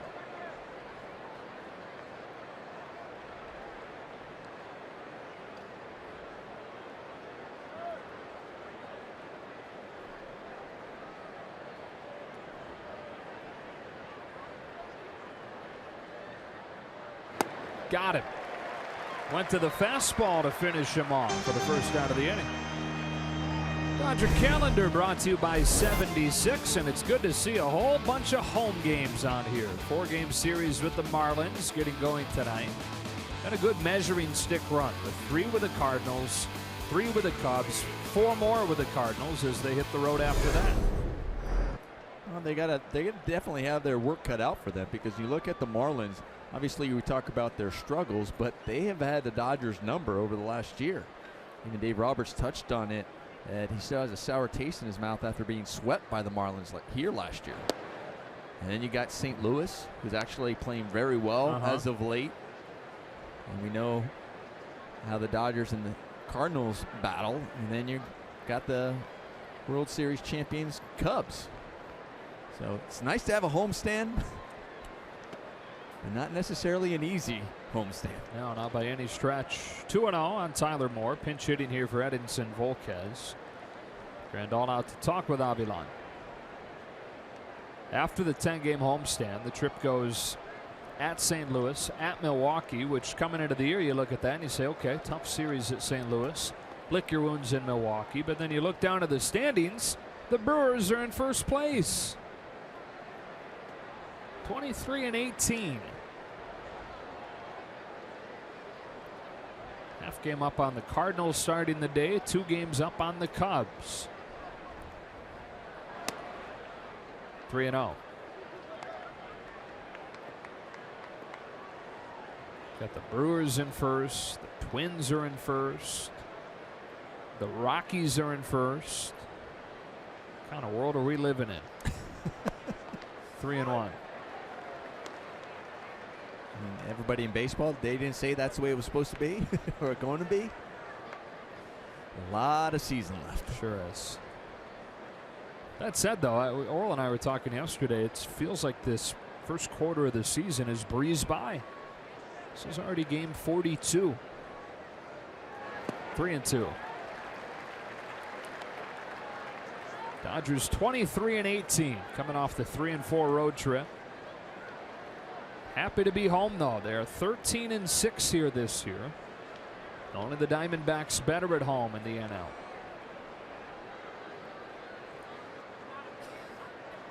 Avilan fell behind Riddle, came back to strike him out, fell behind Tyler Moore, and comes back to strike him out as well.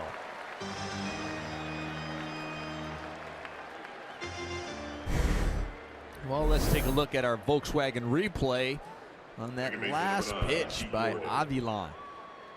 Falls behind, as you were talking about, against Riddle, and he gets him with a fastball to swing through it. And now to Moore, he comes back with the changeup on a 3-2 count to get him swinging. D. Gordon is 0 for 2.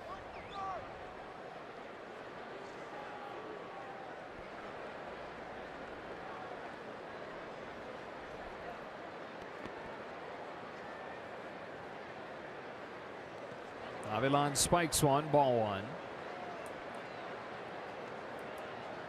Dave Roberts having a laugh. As D. Gordon hits, former draft pick of the Dodgers in the 4th round in 2008. Son of Tom Flash Gordon. Breaking ball spins in, it's 1-1. D didn't play baseball until he was a junior in high school when his dad finally talked him into it. And then 2 years later, a 4th-round draft pick.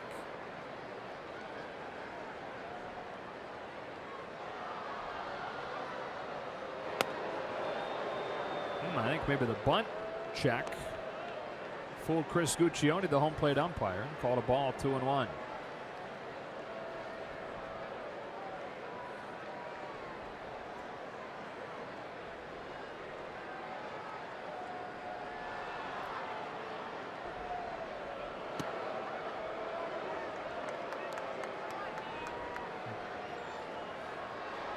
We've seen Avilan fall behind on the last 2 hitters and able to come back and get a strikeout. Once again, falling behind.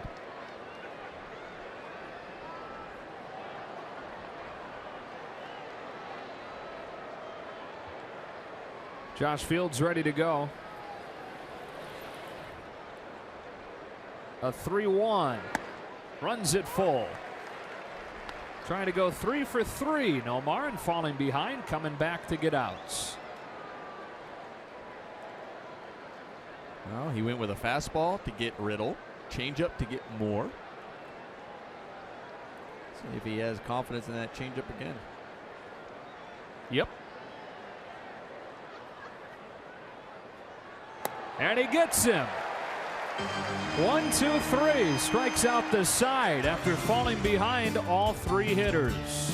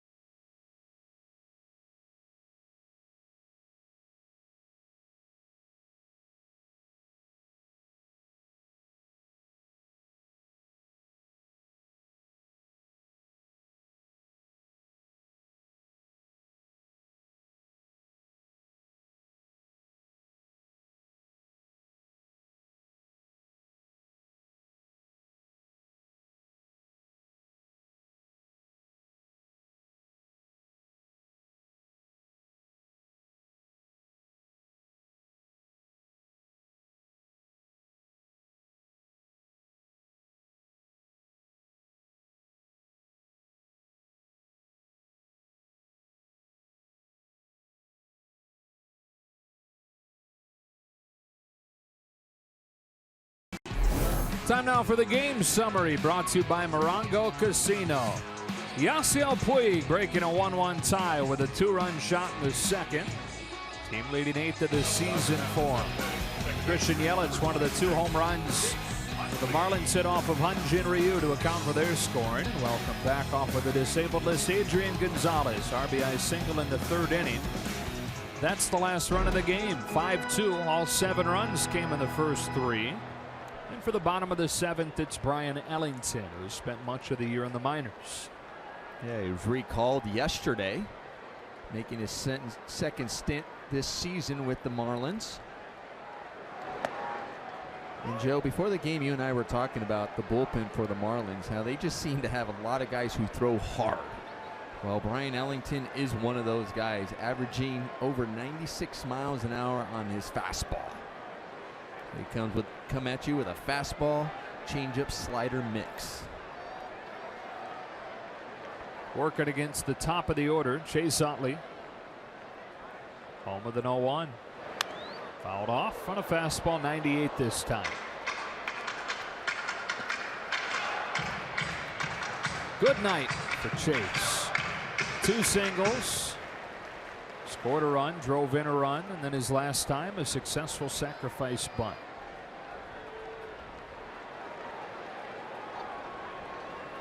Everyday playing time has served him well.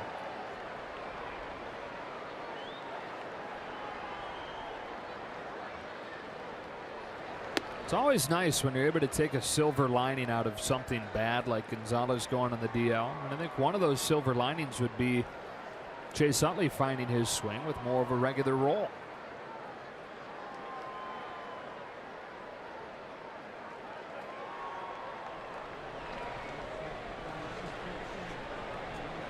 Seager and Turner to follow here in the first. Ellington to Utley with a 1-2 offering.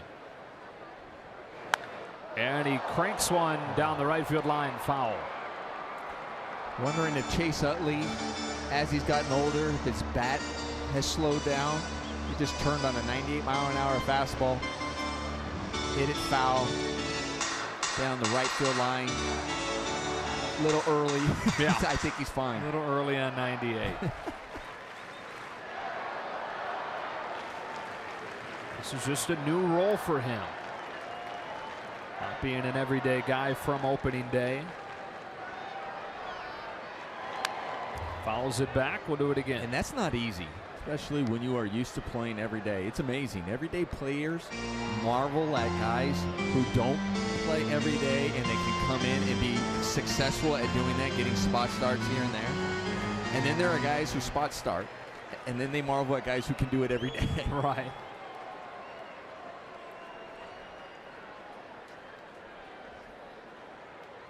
All fastballs so far.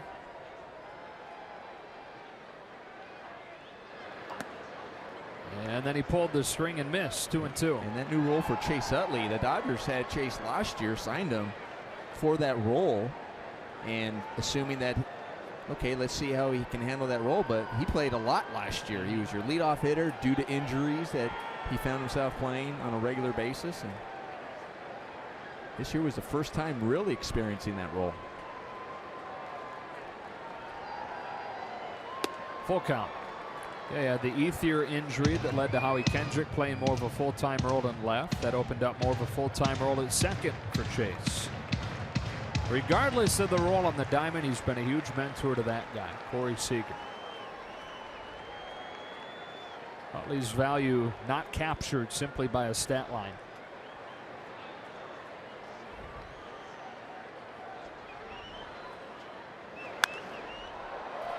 That is so true, and it's why so many of the Dodger players were asking for him to come back, or a possibility, telling the front office if there was any way to sign him back, they would love to have him back.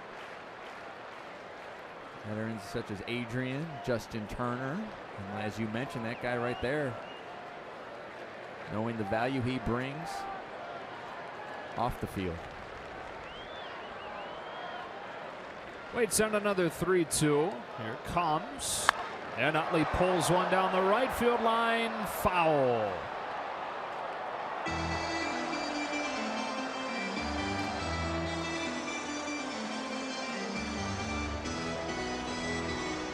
Nine pitch at bat for the veteran.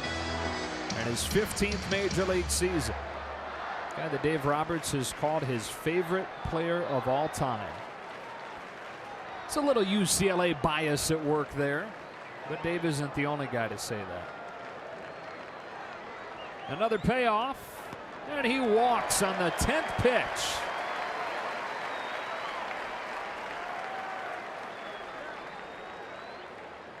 Shortstop number 5, Corey Seager. Utley's aboard and Seager comes up.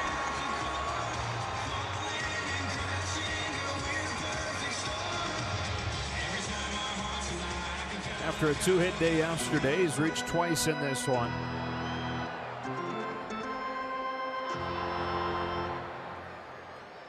That intentional walk came after he had worked it to 3-0 himself. And intentionally put him on after that.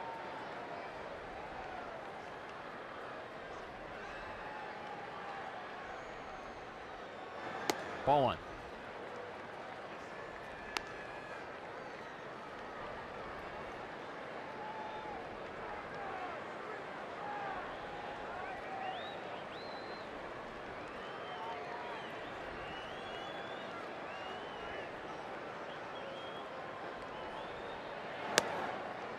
strike one.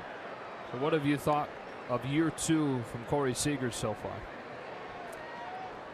I'm impressed every time I watch him go out there. I mean, obviously, he's had some struggles a little bit this year, but we know everyone's going to have those.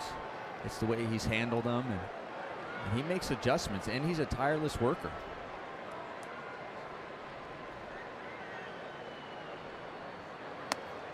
And let's not forget, too, his spring training. He didn't have a spring training either. He was dealing with some injuries, and I think that even came into play. We saw that on the defensive side. And once he got his legs underneath him, the rhythm, taking more ground balls, he's been able to handle that side of it. He's one of those guys you just don't worry about.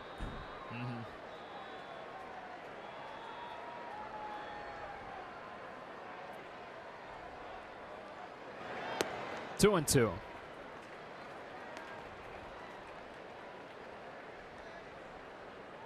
He's chased a little bit more this year as teams have thrown him fewer strikes.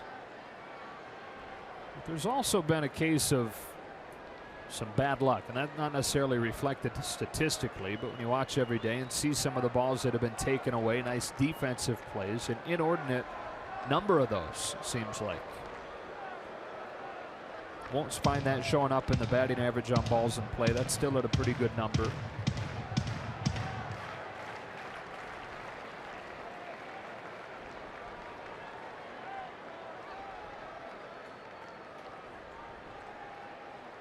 Ellington deals 2-2, and Seager takes ball 3.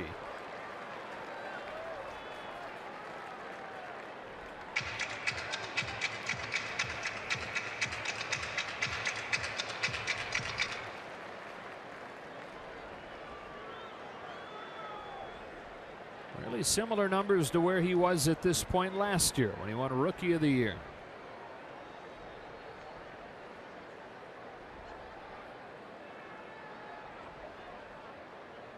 Utley takes off. Seager strikes out. Throw to second. Got him. Strike him out. Throw him out. And they're wiped clear. 2 gone in the 7th.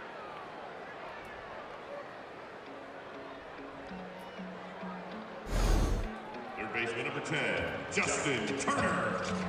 Well, this is one where you got to put the runner in motion because you're not anticipating Corey Seager to strike out there. You assume he's going to be able to put the ball in play. So for Chase Utley, it's not necessarily you're thinking about, okay, I got to get the ultimate jump, the best jump. You're just going because you're banking on him at least putting the ball in play. Brings up Justin Turner, who is 1 for 2. Single walk and grounded into a double play. Ball 1.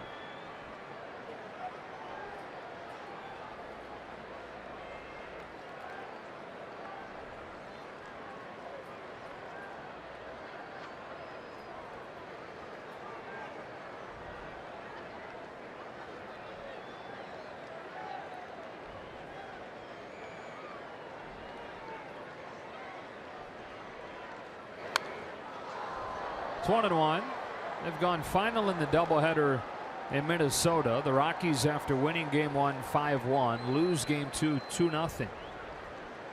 Jose Barrios goes 8 innings for Minnesota and limits the Rockies to only 3 hits. So the Dodgers tonight with a chance to gain a half game and get the deficit in the West down to 2.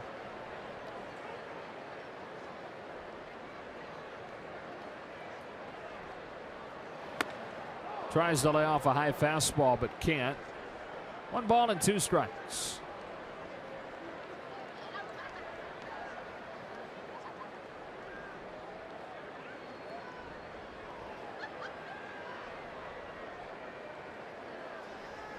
Diamondbacks are off tonight. Open up a series in San Diego tomorrow. Rockies continue their road trip on to Cincinnati. Ellington home with a 1-2, and Turner jams a base hit into right field. A pitch in on his knuckles at 98, and he's able to fend it off. That's a beautiful thing as a hitter, because you're mad at yourself at the pitch before where the ball's coming up and in, and you know you're swinging at it, you know it was checked, they checked with the umpire, and he didn't even have to check, you knew he swung, so you're mad at yourself, and then you come in and you get jammed on that pitch, and it finds a hole. Gives Bellinger a 2-out opportunity here in the 7th. For the first time, Cody's average dipping below 300 with the 0 for 3 so far.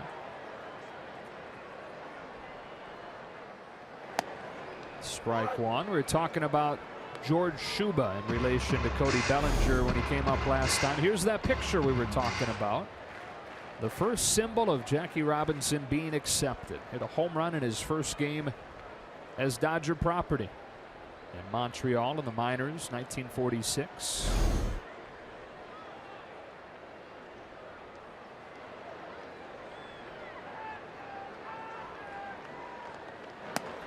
Yeah, I would put that picture up on my wall as well. Pretty awesome, isn't it? Great picture. It was the only thing that hung in Shuba's living room in Ohio, where he was from and where he spent his late years.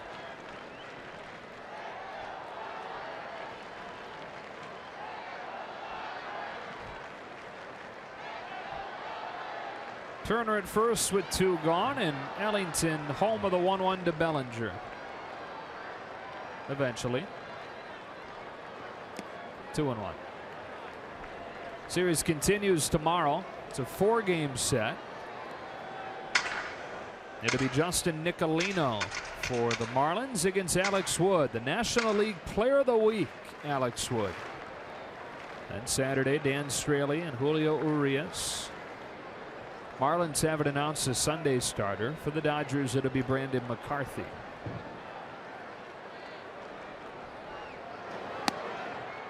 Little bit low, 3-1. Off day Monday, snaps a run of 17 days without one, and they open up the series with the Cardinals Tuesday. A lot of good chances to get out here to the ballpark on this homestand. A 10-gamer.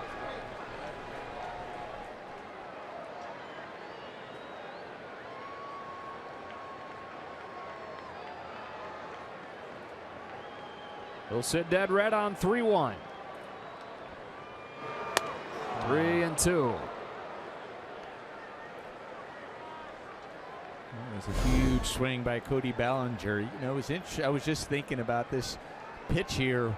Remember, he talked about the adjustment he made in San Diego for his 2nd home run when he went to center field off a hard throw in Diaz over there and for his 2nd home run. He knew he said, he goes, I shortened up and knew I got a little big. See if he might possibly shorten up here on this one. With a full count and 2 outs, Turner will run with a pitch, and Bellinger will take ball 4. That was pretty short. Want to keep warm during those chilly spring nights at Dodger Stadium, then be one of the first 40,000 fans in attendance on Saturday. And get a Dodgers branded pullover courtesy of Coca-Cola. Quarter front zip makes it easy to place over your head. When the sun sets, the chill begins. For tickets, visit Dodgers.com/promotions. Those are must-have items for a wardrobe, especially for the baseball fan coming out to the ballpark. Giveaway on Saturday. Yasmani. Foul tips the first one.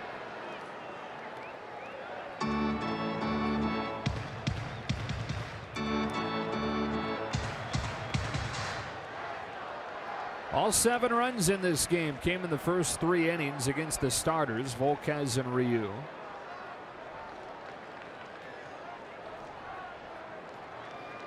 On a 1, Grandal looks at ball 1. It's a good chance we'll see Kenley Jansen tonight, one way or another. It's been several days since the Dodgers have used him. You have to go back to midway through the series in Colorado. Romo and Fields both ready to go.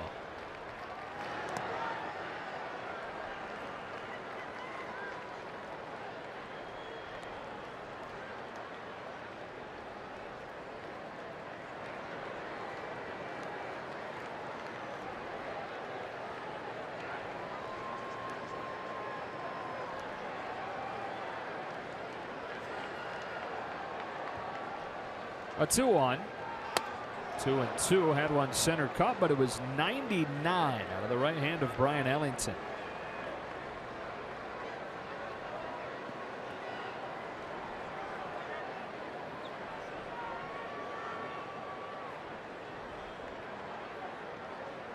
With Turner at second and Bellinger at first. The 2-2. Swats it down the left field line, foul.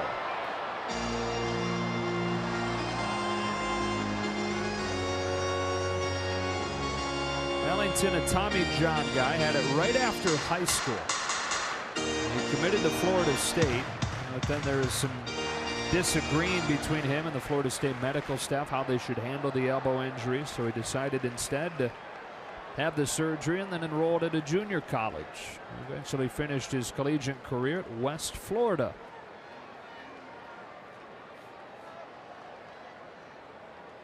He brings another 2-2. Grandal swats a base hit to left. What a piece of hitting from Yasmani Grandal, but then Turner pulls up rounding third. Justin Turner injures himself rounding third.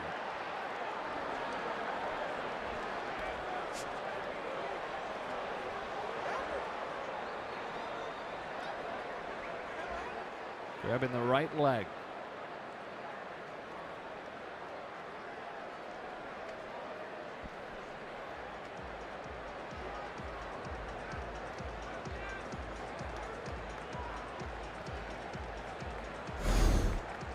This season, the SoCal Honda dealers will be out at Dodgers home. You can see it right here. Oh. Free parking, free giveaways, and helping fans find their seats. So thanks to the SoCal Honda dealers for hitting another helpful home run. Back in a moment. Fans, if you drive a Honda, make sure to drive at the Sunday's game. You can receive free parking. Courtesy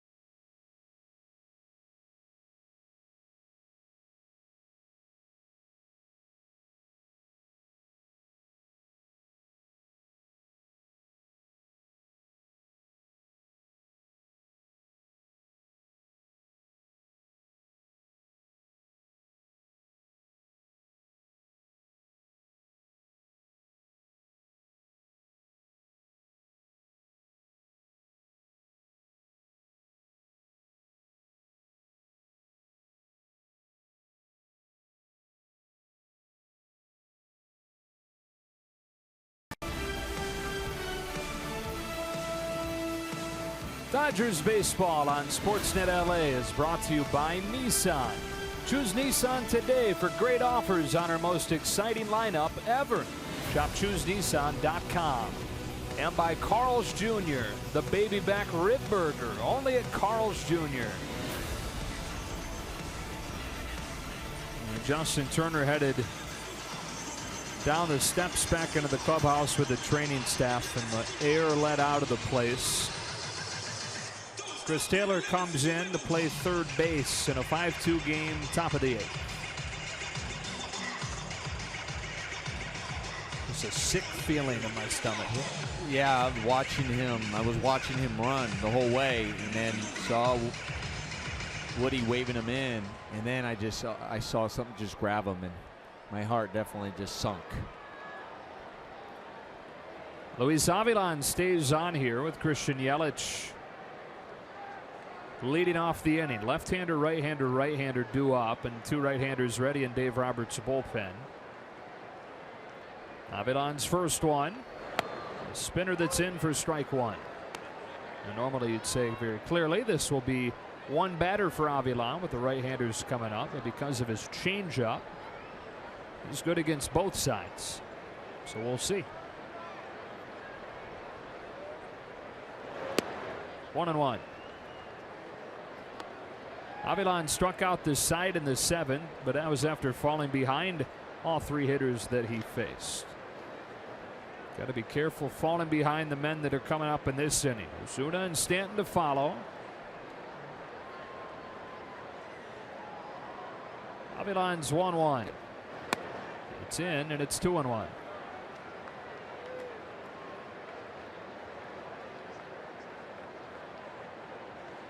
Dodgers already losing Andrew Toles for the season with a torn ACL.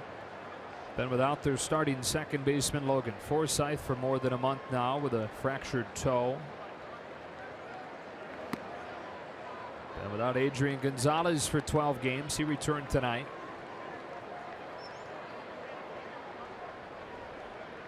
One of their heart and souls, Justin Turner, rounding third, pulling up, clutching that left leg.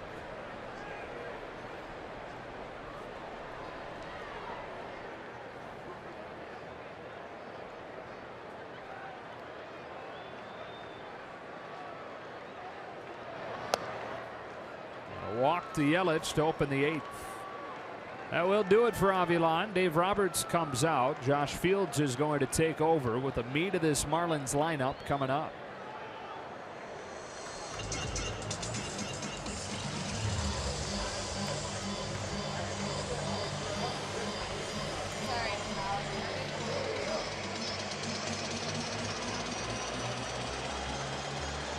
Now pitching for the Dodgers, number 46, Josh Fields.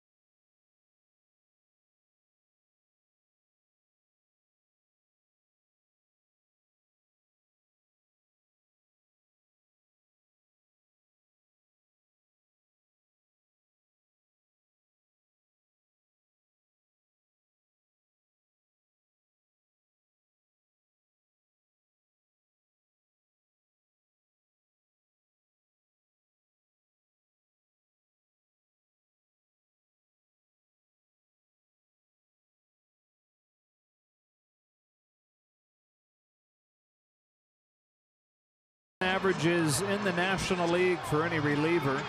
A 0.55 over his first 16 games, and he's been on the shuttle back and forth between here and AAA Oklahoma City, but he keeps doing what he's been doing lately, and he's not going to be racking up those frequent flyer miles as well. I think the last time he got sent down, his ERA was 0. And obviously, we use the word a lot when we describe the Dodgers. We use depth a lot. And we say fans are probably sick of hearing that word, but so it goes to show that you send a guy down with a 0 ERA. Marcell Ozuna, Marlins 3-hitter, 0 for 3 in this one. Fields throws a fastball high. I want to correct something. I said that it was the left leg that Turner clutched. It was the right leg. And that's significant because when you're looking through past injury history, as you tend to do when something pops up like this, the microfracture surgery that he had on his knee was his left side. And that's not to say that it's his right knee, just it was his left side that he had the surgery on 2 years ago. And this time is on the right side. Whether it's hamstring or knee or what, we'll find out soon enough. 2-0 on Ozuna.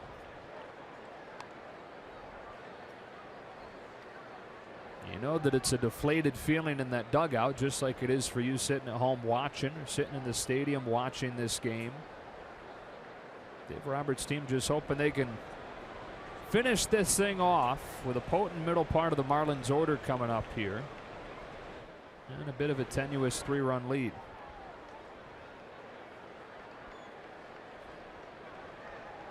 A 2-0. Ball 3.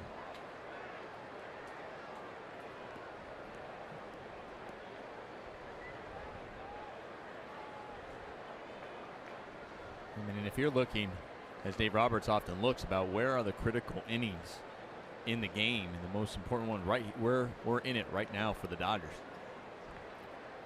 Because when you got the heart of the lineup for the Marlins, leadoff walk, you don't want to bring up Stanton, Bohr, Realmuto, these guys as a potential tying run. A 4-pitch walk from Josh Fields out of the bullpen, and it's exactly what he's done. Giancarlo Stanton comes up representing the tying run with nobody out in the 8th. Kenley's warming, but still nobody out here. Too soon for Dave Roberts to call on him.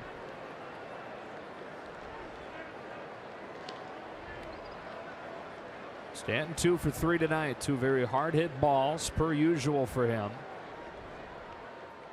Now facing a righty, has that face guard on now.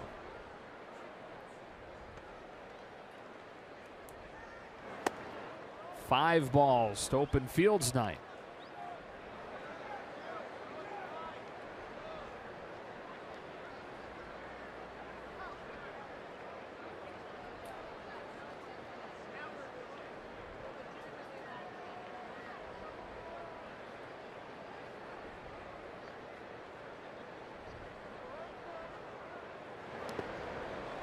Two and 0.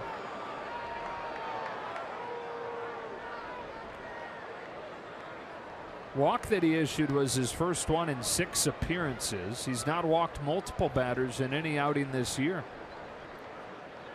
But he's fallen behind Stanton 2-0. Has a 3-run lead ever felt worse?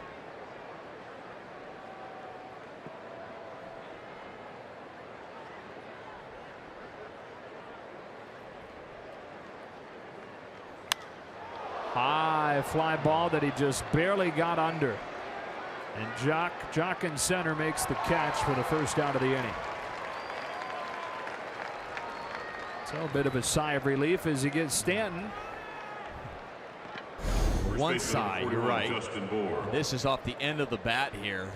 It's out front just a little bit, and he knows. You see the look on Stanton's face when he knows he just missed this ball. Set with himself.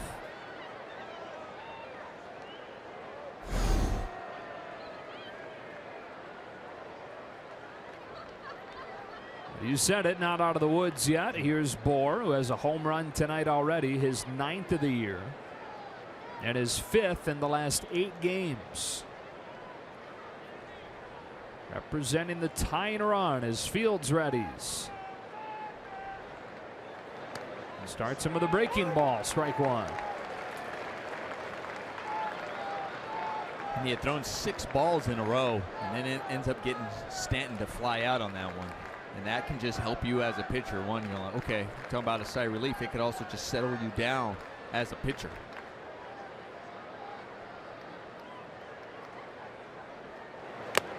Another than 2, and he appears to have settled in, like you said.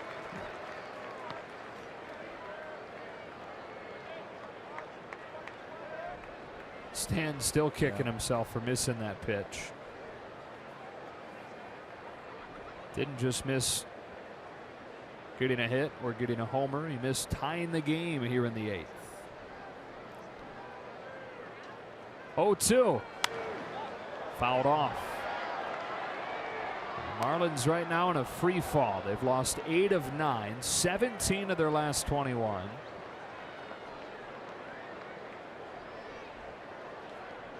Back in the ballpark, though, where they swept the Dodgers in a 4-game series in Don Mattingly's first trip back.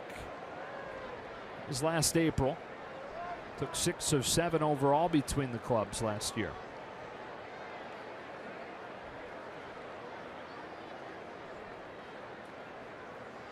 Two on, 1 out, and an 0-2. Got him with a fastball to 96.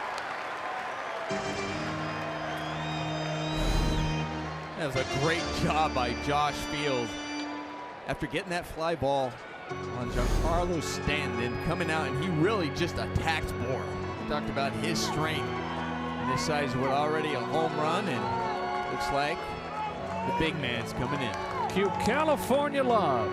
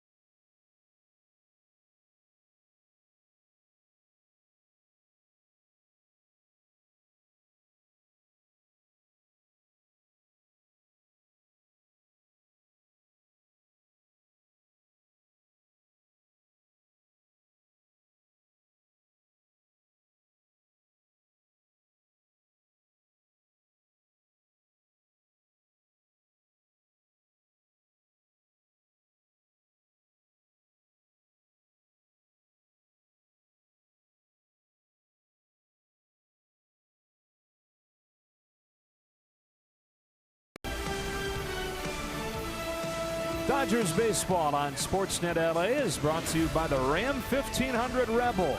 Experience the power and toughness of Ram at your local dealer. And by Jack in the Box. Come try the new guacamole and bacon chicken sandwich only at Jack in the Box.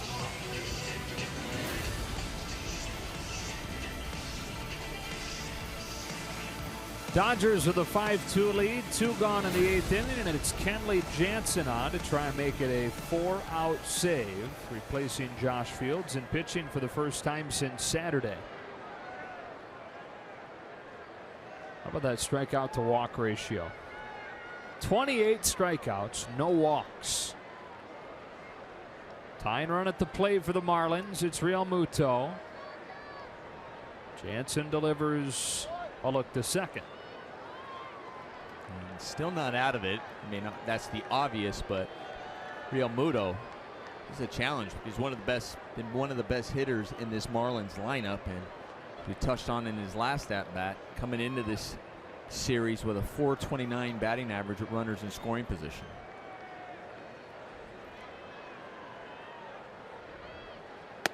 Strike one.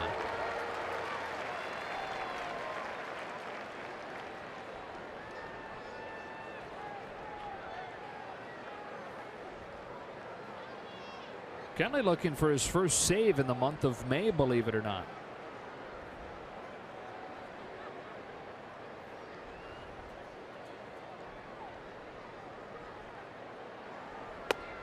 Quickly jumps ahead of Real Muto, 0-2. You know he's got plenty in the tank. It's been several days since he's pitched. Had he not gotten in tonight, Dave Roberts was looking one way or another to get him in tomorrow. Regardless of the situation, never like I got to go too long between outings. The situation dictates it tonight. 0-2. Oh, ball one.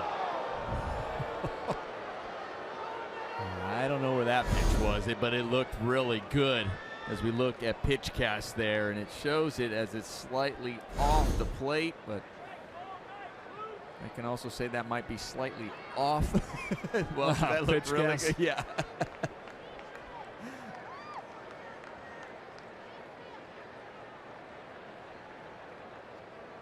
Now the 1-2.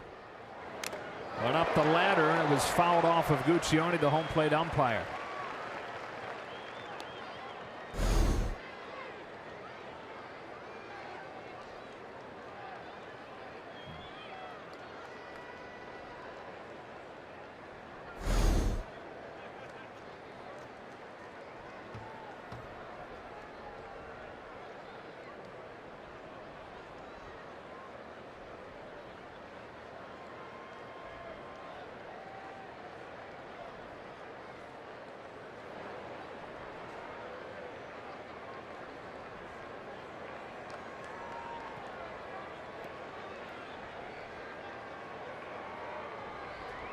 Kenley's gone more than an inning 3 times this year. I was in 3 consecutive outings in mid-April.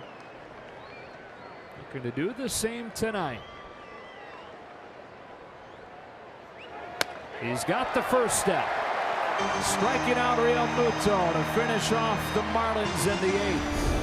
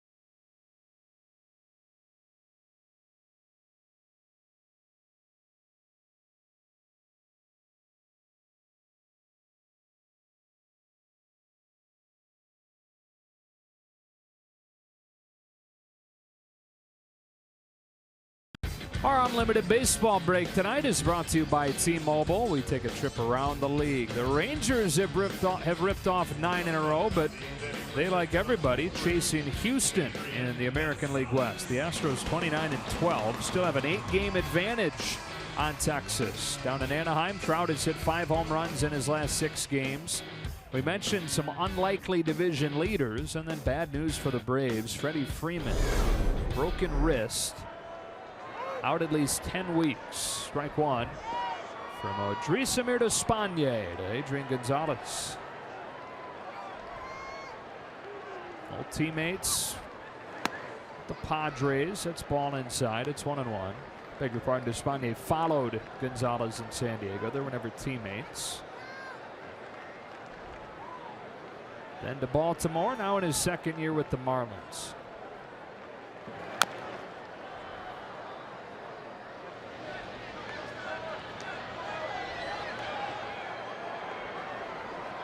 Of course, the Dodgers hoping to get out of this with a win, but it is a very muted mood, even with a 5-2 lead and a hopeful win in the bottom or in the top of the 9th. Justin Turner leaving the game with an apparent leg injury. Rounding third on a base hit from Yasmani Grandal a couple innings back. Yeah, it definitely changed the mood in the stadium, probably at home in that dugout. And then all of a sudden you get 2 leadoff walks. And in the heart of their lineup, I thought Josh Fields did a tremendous job coming back, getting out of it. Adrian muscles one to short. And Riddle throws him out. First out of the 8th.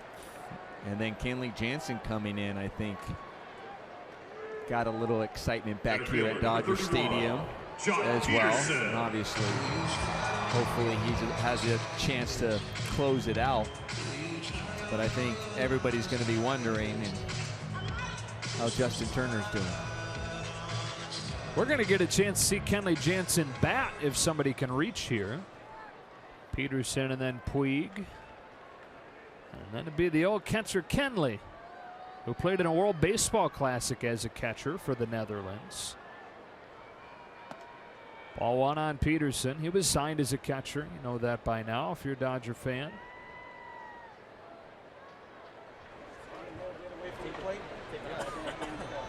He has 1 hit in his career. Only 4 career at-bats. Yeah, back in 2010, got a single.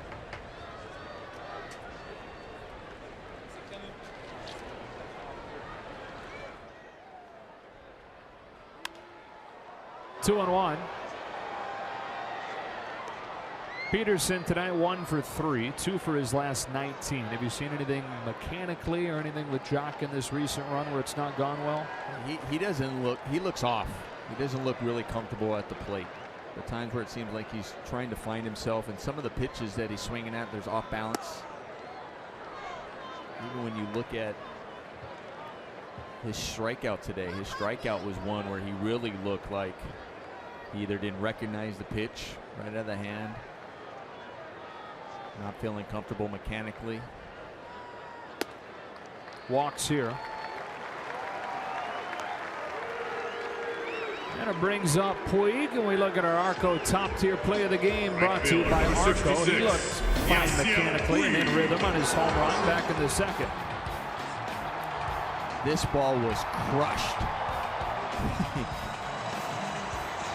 We know Yasiel, we've seen bat flips before. We've seen bat flips on doubles. We've seen bat flips on ones that don't go out.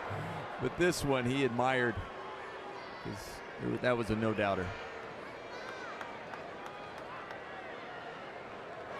We've seen bat flips on walks from Yasiel.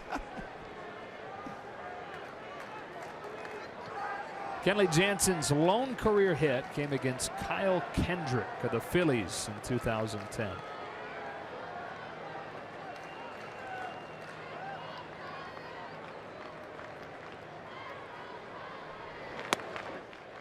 Two and 0.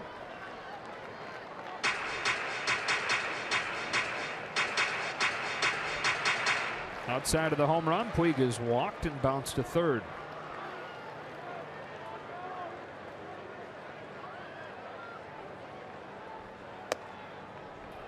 Three balls, no strikes.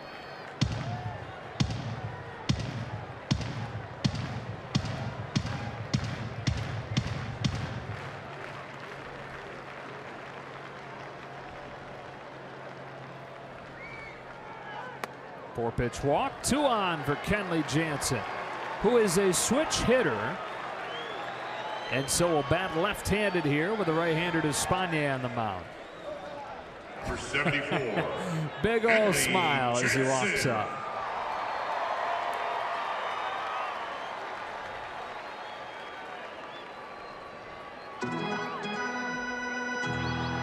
You think Dave wants him to bunt? You think they had to worry about, so what's the sign?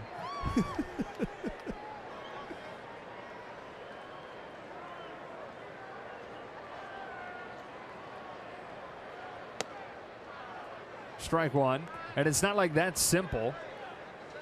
Go up there and bunt, not something you work at.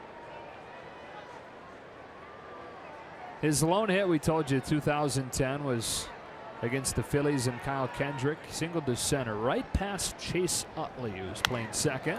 Swings away. It is going to be a base hit. Kenley Jansen.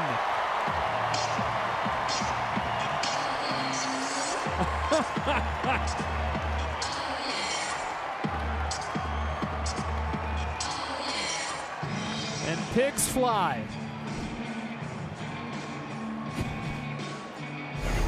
He was a catcher. You assume he could catcher professionally. So you assume he can at least handle the bat and swing the bat. So, and I know he's probably going to tell Dave Roberts afterwards, see, just let me swing away. I can hit. I should be in the lineup, Doc. Yes.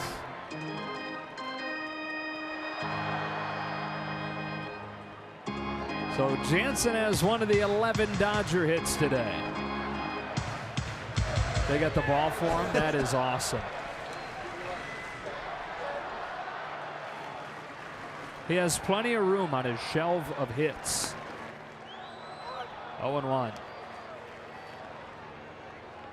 Somewhat ironically, the guy that he hit his first hit right by defensively, and Chase Utley follows him at the plate here. Peterson, Puig, and Jansen all on for the Dodgers with one out in the 8th.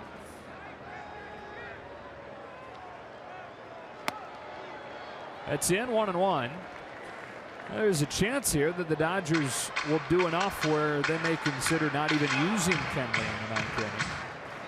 Although the fact that he's not pitched in 4 or 5 days will make the likelihood that he pitches no matter what in the 9th a little higher.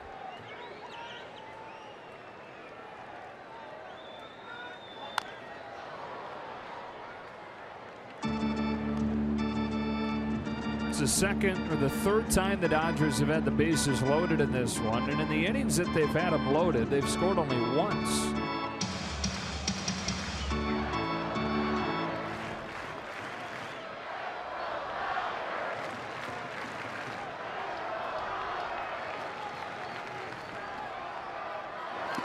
Two and two.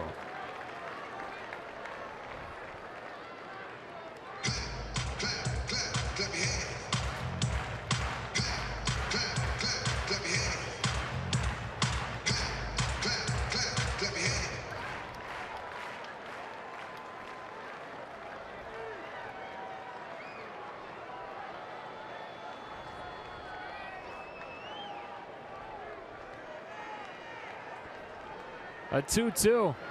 Utley pulls it by the bag foul. He has been around on it tonight, huh?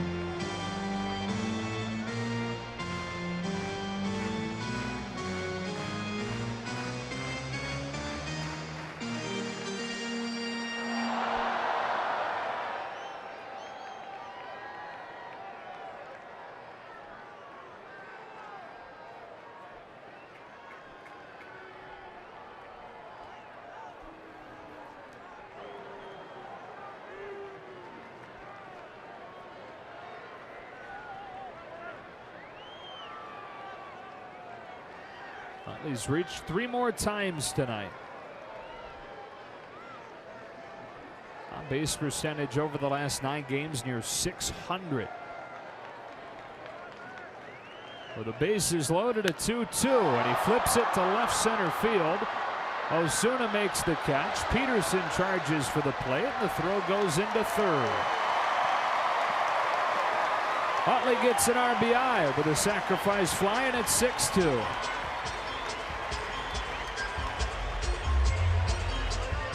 Well, lately Chase Utley has been swinging the bat extremely well. He's had a great night coming into that at bat. 2 for 3. Like 2 for 2, I'm sorry, because he has a sac bunt and a base on balls, and then gets a nice sacrifice fly there, kind of doing it all around. He also had that 110 pitch at bat where he worked the walk, turning on 98-mile-an-hour fastballs. Looking really good for that young man. Seager slashes it foul into the seats. I see how you slipped that in there. Yeah, tell that young man he might have a future. 38 years young.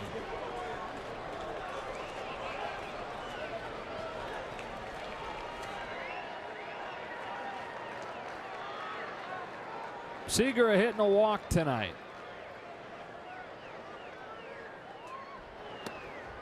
1 ball and 1 strike.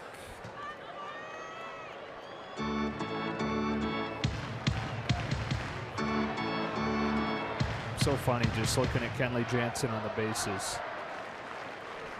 Just staying loose out there. Right. Change up, generous corner, 1-2. Dreesemir Despaigne.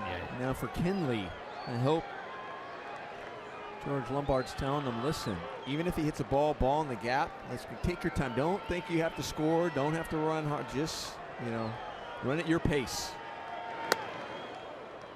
Just, sometimes you have to be reminded because, you already got a base hit. The juices are flowing. Or you're feeling pretty good. You're on base, something that you don't get to do too often.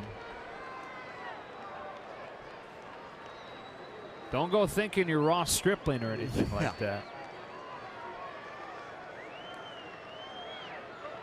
Full count. And now Kenley can get a head start.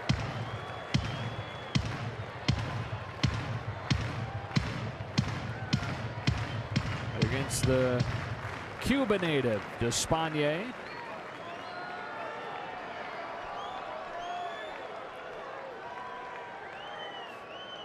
There they go, and Seager rips it foul.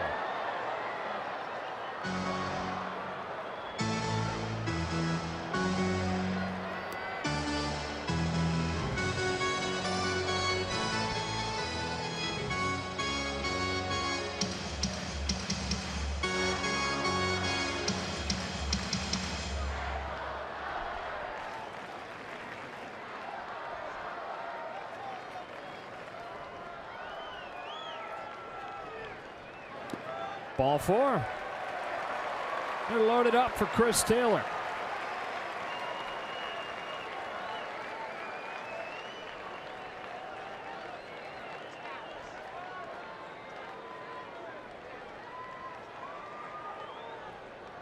And Taylor batting in Justin Turner's spot. Now batting. Logan Forsythe ready to come back soon. Dave Roberts saying there's a chance Sunday. More likely it'd be Tuesday after the off day Monday. But assuming Justin Turner misses any extended amount of time, playing time has again found Chris Taylor, even with Forsythe's return. Everybody was wondering about what's going to happen with the roster, guys coming off the DL. And anybody been around baseball, anybody in the front office will always tell you, listen, you just never know. Let's just wait till that time comes. Takes ball 1. Yeah, you hate when things working themselves out mean somebody getting hurt. It's part of the game and part of the equation when you have as much depth as the Dodgers do. It's a strike. It's 1-1. Sometimes when they're making decisions and you're thinking, okay, the obvious decision, whatever it may be, this guy's going to get sent up or sent down, and they have to hand in when they're going to give their roster. They wait till the very last minute, even though they may know the night before. They're going to, because they just don't know what could happen. Taylor yanks one foul by Puig, who crumbles dramatically.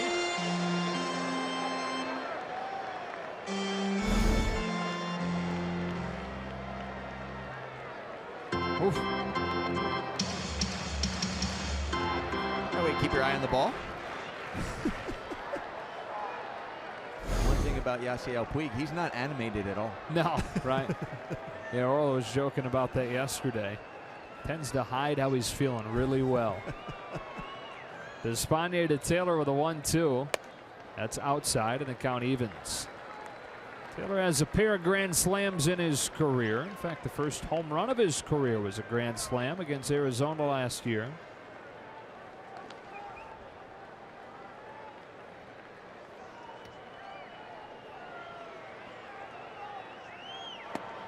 Full count.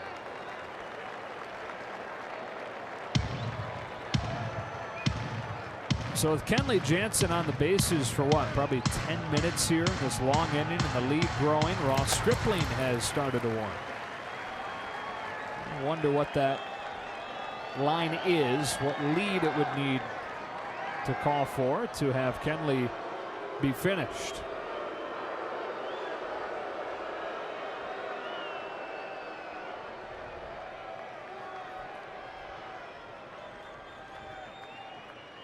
A payoff. And Taylor takes ball 4 to bring home a run. The 4th Despaigne walk of the inning.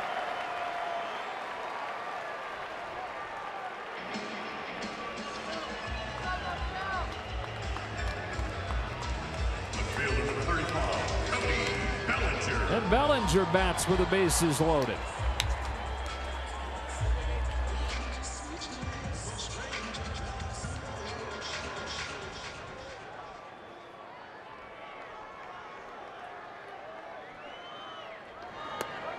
A strike. If you're wondering, Kenley Jansen has scored a run. He scored after he got his hit in 2010.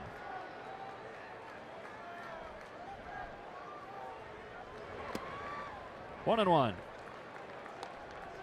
Still got that elbow pad on just in case. Always got to protect the arm. Yeah. That is a pretty valuable arm. Bellinger hits a high fly ball to right. Stanton is under it. With the bases loaded, the crowd is watching that ball with its hearts. Dodgers add 2 and a more comfortable lead as we go to the 9th.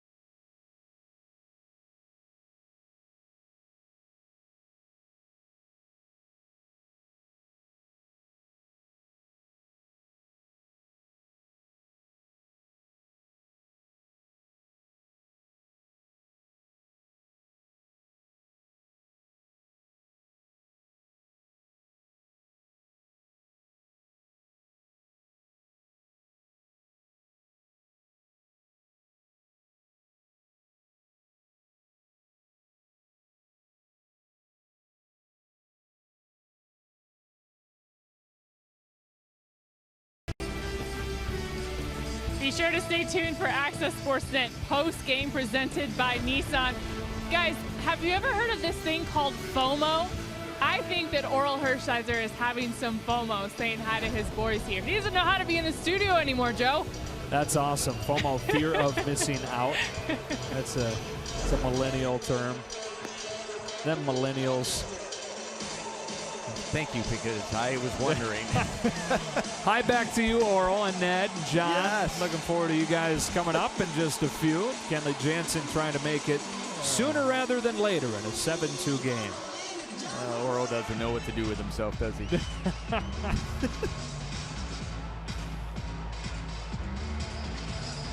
3 more in this series. Good to see the Dodgers taking care of business here in the first one against a Marlins team that has given them a hard time over the last year or so. Bottom third of the order against Jansen. Dietrich came on for a pinch hit opportunity in the 6th and struck out against Chris Hatcher. Kenley starts him with a strike. Boy, on a night where the ball was flying the way that it was and there was many balls struck as well as there were, feels like a huge win that the Marlins only have 2 runs.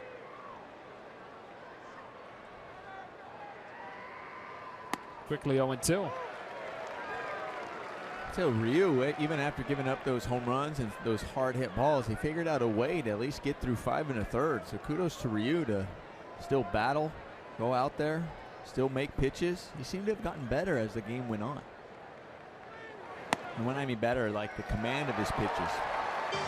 Jansen gets him in quick order for the first out of the 9th. Yeah, so Ryu gave up 1 in the second on a solo home run from Justin Bour. Gave up 1 in the third on a solo homer from Christian Yelich, but that was it. And what I mean by that, man, even that home run to Yelich, he threw it where Grandal wanted it. It was a fastball up in the zone. That's exactly where Grandal wanted it. He hit the spot. Yelich did a better job getting to it and hitting it out. Look who's on deck. Ichiro.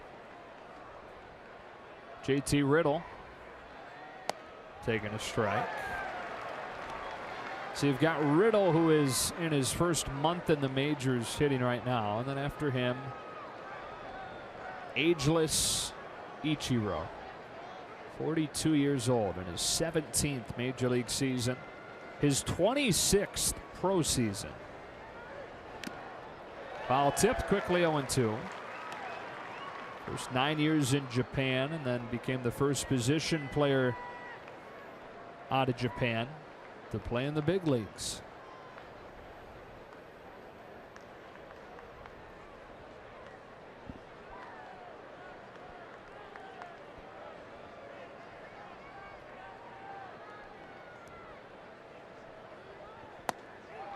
One, two, three, 1, 2, 3 as far as strikes from Kenley Jansen to the first 2 batters that he faces, and it's up to Ichiro to keep it moving. No chance. And that one didn't look like he even threw the cutter. It looked like he was humming it with just a straight fastball there. Going, I'm just coming right at you. And on Japan night at Dodger Stadium, extra special that Ichiro gets to bat.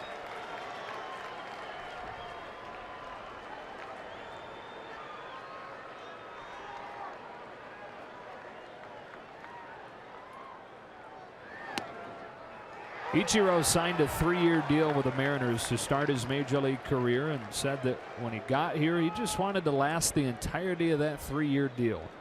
Didn't want to let the people back home down.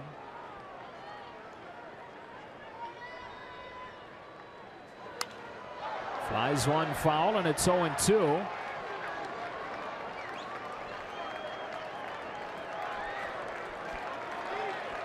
And Kenley, a chance here at an immaculate inning.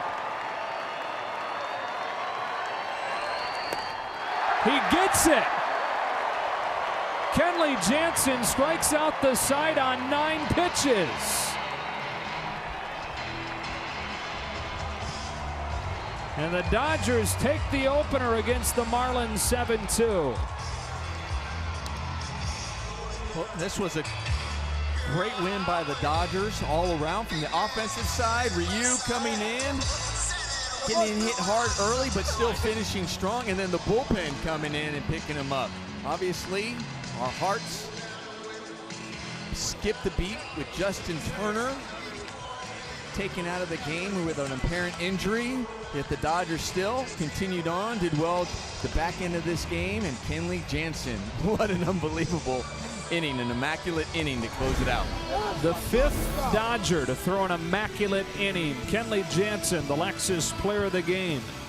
He joins Sandy Koufax, who did it 3 times. The only pitcher in Major League history ever to have 3 immaculate innings. A guy named Pat Reagan in 1914. Dazzy Vance in 1924. Todd Worrell, 1995. And now Kenley Jansen, 2017, and a night where he gets a hit. He gets an immaculate inning, and the Dodgers take the opener against the Marlins. Access Sport Time, brought to you by your Southern California Nissan dealers.